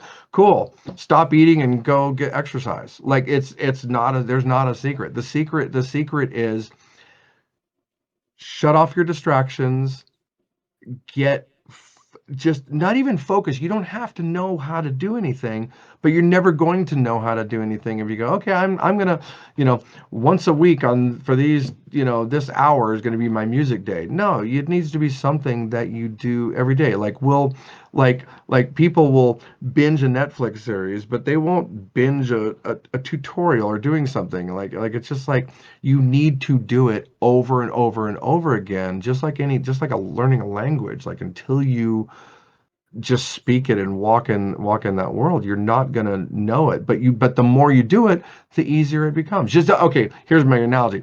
Video game. We're in a gaming platform. The first time you get a GTA and you're like, how does it wait, I want to make him right. How do I do that?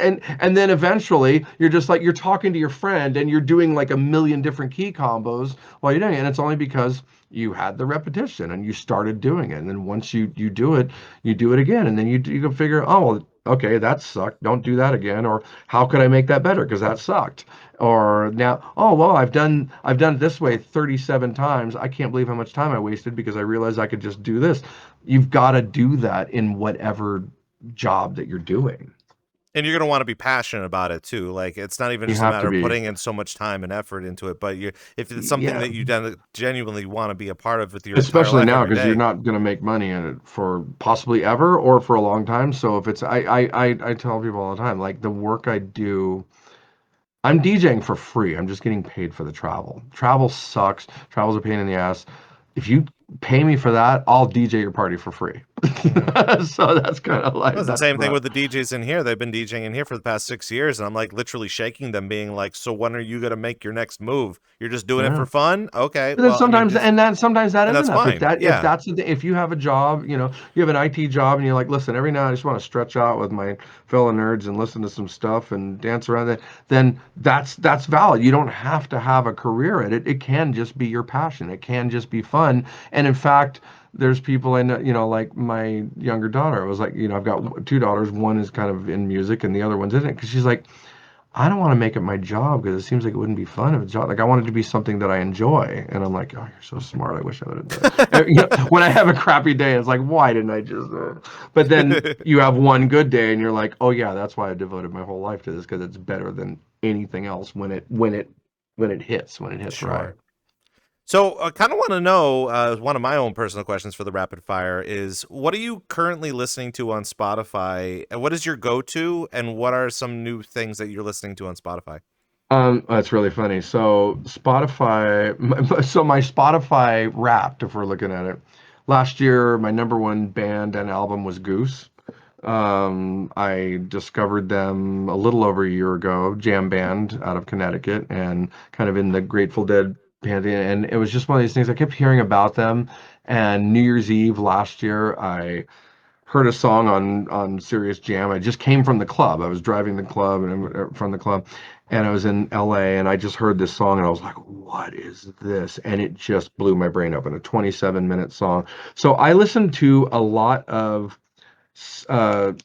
psychedelic rock, specifically. Well, yeah, yeah. So, King Gizzard and the Lizard Wizard, Goose. I became a Deadhead about 10 years ago, thanks to Bobby Shaw or Bobby Promo on Twitch, and then I brought Sparkling Speed into that fold. So I've been very very into the jam scene, and then what are the other stuff I listen to? So I mean that's my go-to for there. And then a lot of times, like, we have 70s Saturday, a lot of, like, 70s soft rock, smooth things. So it just depends. And then other times I'll want to get more. Both of my daughters kind of, we trade each other. Actually, the new Slater album, I've sent that out to a few people because I just heard that last week from my younger daughter, and I knew who she was. But this new album she did, it's like, oh, this is like Lady Gaga and Charlie XCX had a baby, and it's the Ooh, new Slater album, and it's really good. It's really good. okay. Yeah, it's her major label. So I mean, there's a few things, but yeah, usually either weird stuff or psychedelic stuff. But I don't listen to like mainstream dance and house on Spotify. I just totally different things. That's fair. Yeah. Now, normally, when we have our guests here in VR, and obviously you're still learning of all the different DJs that are in here as well, but can you tell us like a top three list of DJs that we can kind of get to know better, that you're starting to get to know? Oh, like in what platform? And like of current DJs I guess you could or do like all on the time? Twitcherverse, if you want to do Twitcherverse, if you want to be like, oh, this Well, guy's well, touring so now so that is on really on good. Twitch, yeah. So I mean, there's a lot of really good talent on Twitch. The one that blew me away, that still I think is like a couple of my favorite streamers. Um, I almost want to look over at my at my follow list because hold on one second. Let me take it out of theater mode because not to see who's on. Oh my God, Patrick Richards. I love him. We met and we became instant friends. He's so good. No, the person I'm thinking of, so The Flash. The Flash blew my mind when I first saw him. He's a Canadian. He's like, I think he's a visual artist, but his stream blurs like the reality and where the person is and where the reality is. He wears like a mask. And the first few times I'm like, what is the deal with this guy? So, but his stream was so interesting to me, like because he played music. I didn't know most of the music. He's just cool as hell, and I've always loved his his stuff as well. It's funny, Patrick Richards, like I said, was another one that I've discovered recently that's just an absolute beast.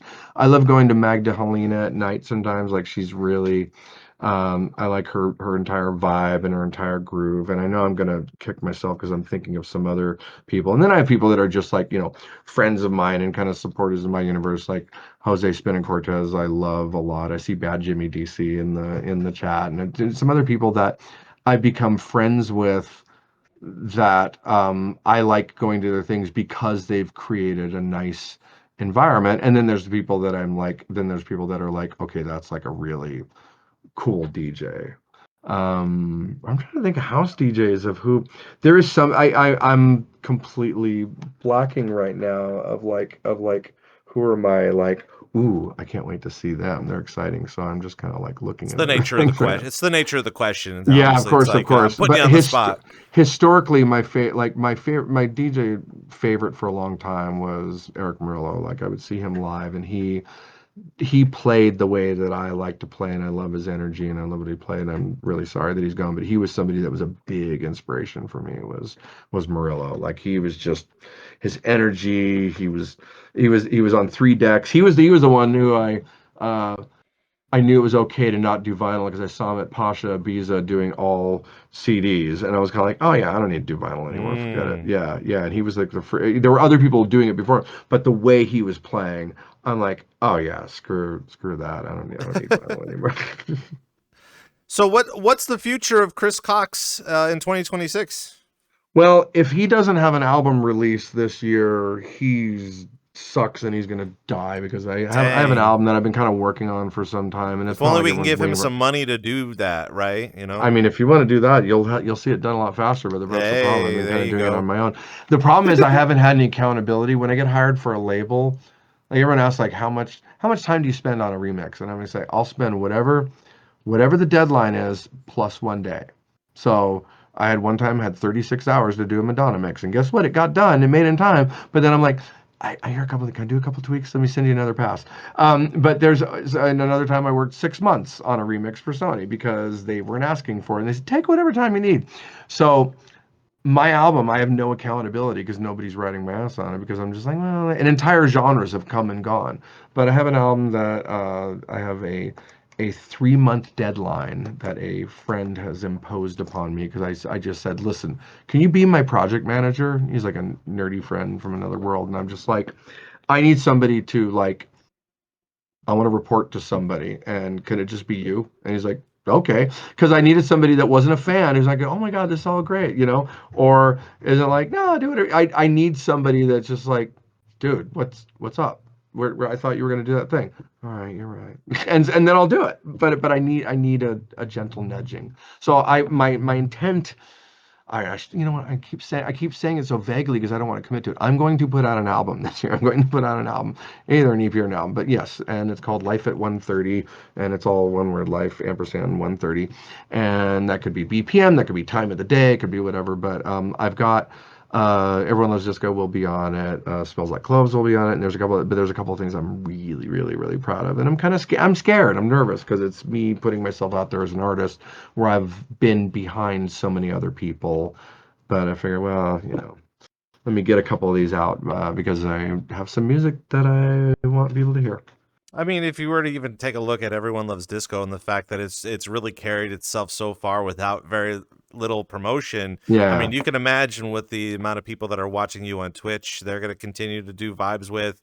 Obviously, the support of VRCDJ Live, my community will eat up whatever whatever you're working on and yeah. whatever you got going on. So obviously, again, with technology and Twitch and how everything's kind of shaping up, it could literally just skyrocket its way through the summertime into the fall and into the winter too. So Yeah, that's very yeah, for exciting. sure. I mean, that's my main thing. The other thing, we're gonna do some more Everyone Loves Disco parties. We're working on the next one, and in different cities. What we'd like to do is do it in different cities, and also, this first one we did was at a non-traditional venue, and that made it really exciting. So I'd kind of like to do things either at non-traditional venues, more earlier, like day parties, afternoon parties, not just like, midnight, crackhead hours. So trying to do something like a little, yeah, just kind of trying some other things because it's exciting.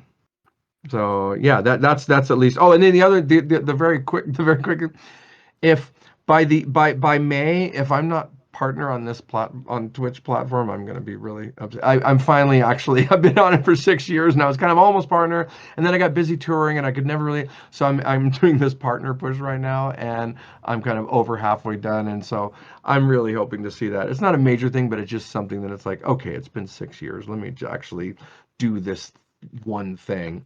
But yeah, new music, DJ deck, and just other stuff. Yeah, I'm just kind of feeling creative and excited. And ooh, I do have another thing I could talk about. Because it's already nothing's been released yet, but this is kind of exciting. Oh wait, oh my gosh, wait, I got a couple things. Okay, you said rapid fire. That's the problem. I talk too much. No, this Okay, is great. I'll tell you another project I'm working on. So a friend of mine who I met in LA, who comes from the film world. He's a guy named Carl Ridland. A lot of people, some people have seen him in my chat. I have a couple tracks out with him.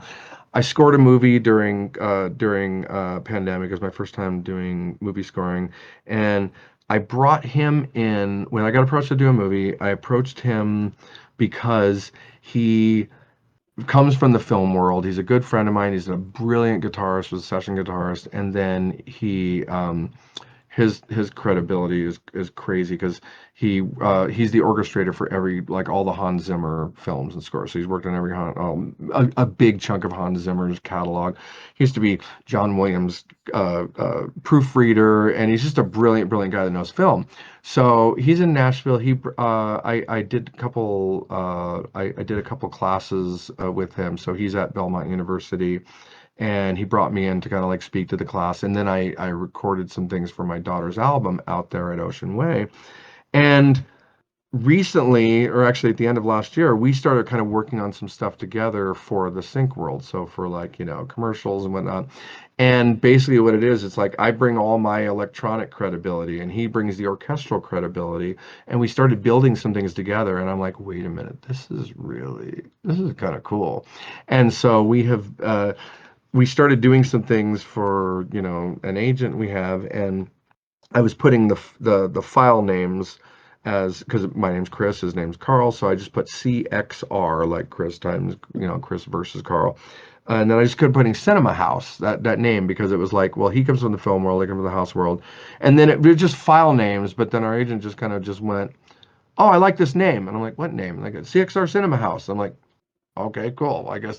And so what we're doing, we're actually going to be releasing a series of EPs that are a collision of film music and DJ music, but not just like here's a house beat with some strings on top of it, but actually things that you would do scoring, like movie trailer kind of sounding stuff, but with also the electronic impact, because we both have really big resumes, and we both have, like, he's so incredibly talented, and we kind of fill each other's gaps. Like, he's an amazing things that I'm like, I kind of fake my way through that, and then I know things that that are, and plus he's like one of the nicest guys, and we collectively, so we're actually going to be releasing a couple of things because we've finished about 40 pieces of music so far, That's and we're incredible. just kind of getting the whole plan together of how we're going to do this. And I envision someday we'll get to do a live. I'm hoping we get to do a live show, and it could be something that could do a club or a festival, or it could be in a theater, or it could be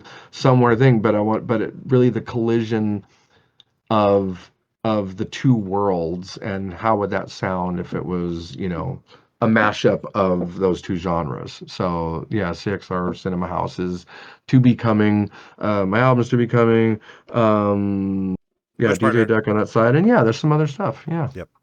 See, the Berklee College of Music student in me, like loves hearing about that sort of stuff because I went there for music education. Oh, did So, you really? oh What's yeah, your instrument? What do you play, or what's your I main? tuba. Oh my God, really? Oh my Yeah, God, yeah. that's so funny. I was a sax player originally, and that's what paid for college and all that. And I got accepted into Berkeley. I got accepted into a few places, and I was kind of a little scared. Plus, I had to pay for everything myself, and I ended up getting scholarships, so I went to UNLV. But I really wanted to go to Berkeley because that was just the thing. But then I remember my band director going, "Well, just letting you know, if you go to there or North Texas State or these other places, you're going to be one of like 800 sax players and whatever." And they were Right. sitting, I just got a little spooked by it. But that's really cool. I did not know I that mean, you're a there brass were player. like 6 or 8 tuba players that were there at the time, and Yeah. the director who helped us with our private lessons, he was the director of composition. So, I mean, Oh wow. if you were going to learn anything about writing music or how to transpose and stuff, Absolutely. I mean, that's kind Wow, of it that's there too. funny. But yeah, I mean, Actually, I wish I graduated there. I still had about a year, but ooh, all the film scoring stuff. I'm like, you oh know, my you know, gosh, you I know love what's that funny, sort of but stuff. the people, I think some of the people who didn't graduate from Berkeley are more famous than people that did. John And Mayer so, didn't graduate. He went John there Mayer and did not graduate. yeah, In he didn't fact, even Rick, graduate. I mentioned the group Goose, Rick from Goose. He was another Berkeley guy, and I've met so many people in LA that were Berkeley, and I'm surprised how many people from Berkeley I met. And yeah, that was like the quintessential. But then with some of those guys, like Hari Hussein, a drummer I worked with, like he was a Berkeley guy who left because he started gigging. Because it's kind of like, well, if you're that good to get at that level, then very often you're already good enough to kind of like skip and go. And there's a thing sometimes when people get too deep in Berkeley, they get too fussy for their own good. Too many, you can tell when there's a Berkeley player. You're like, oh, okay, because they're gonna use all the notes and then all the other notes that they're making up in between. And yeah, I mean, there's, They're I doing never knew that about you. That's very cool. they're I like doing that. everything that they normally will do is they'll go there for a couple of years, they'll drop Yeah, out, and then use their credibility and skills to pay back all of the money that they owe them. That's kind of what all the Berkeley people have to do.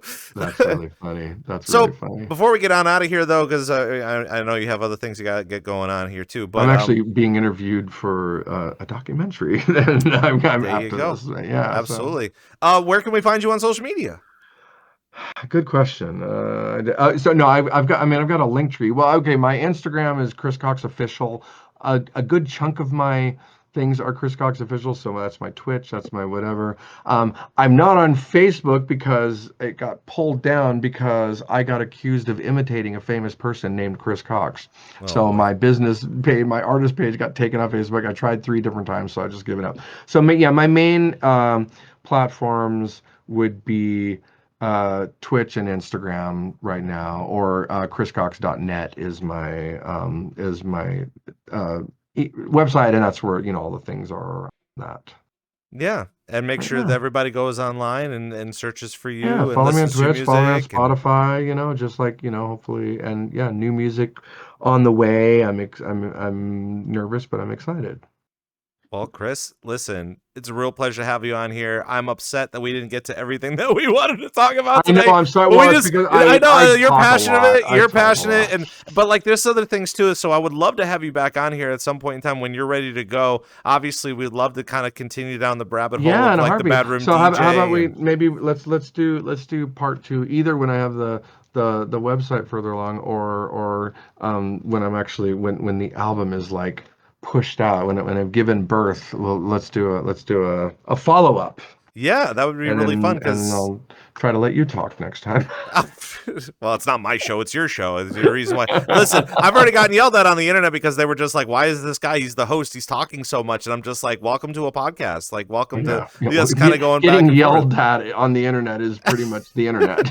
It's like, wait a minute, I'm an anime girl and I'm talking like a guy. Like, welcome to VRChat. But yeah, Chris, pleasure always. I can't wait Rob, to I can't, hang I out with can't, I you. can't thank you enough. This was really, it was really fun, really good time, really interesting, great, amazing visual. It's been enjoyable, and it's funny because I don't even see that.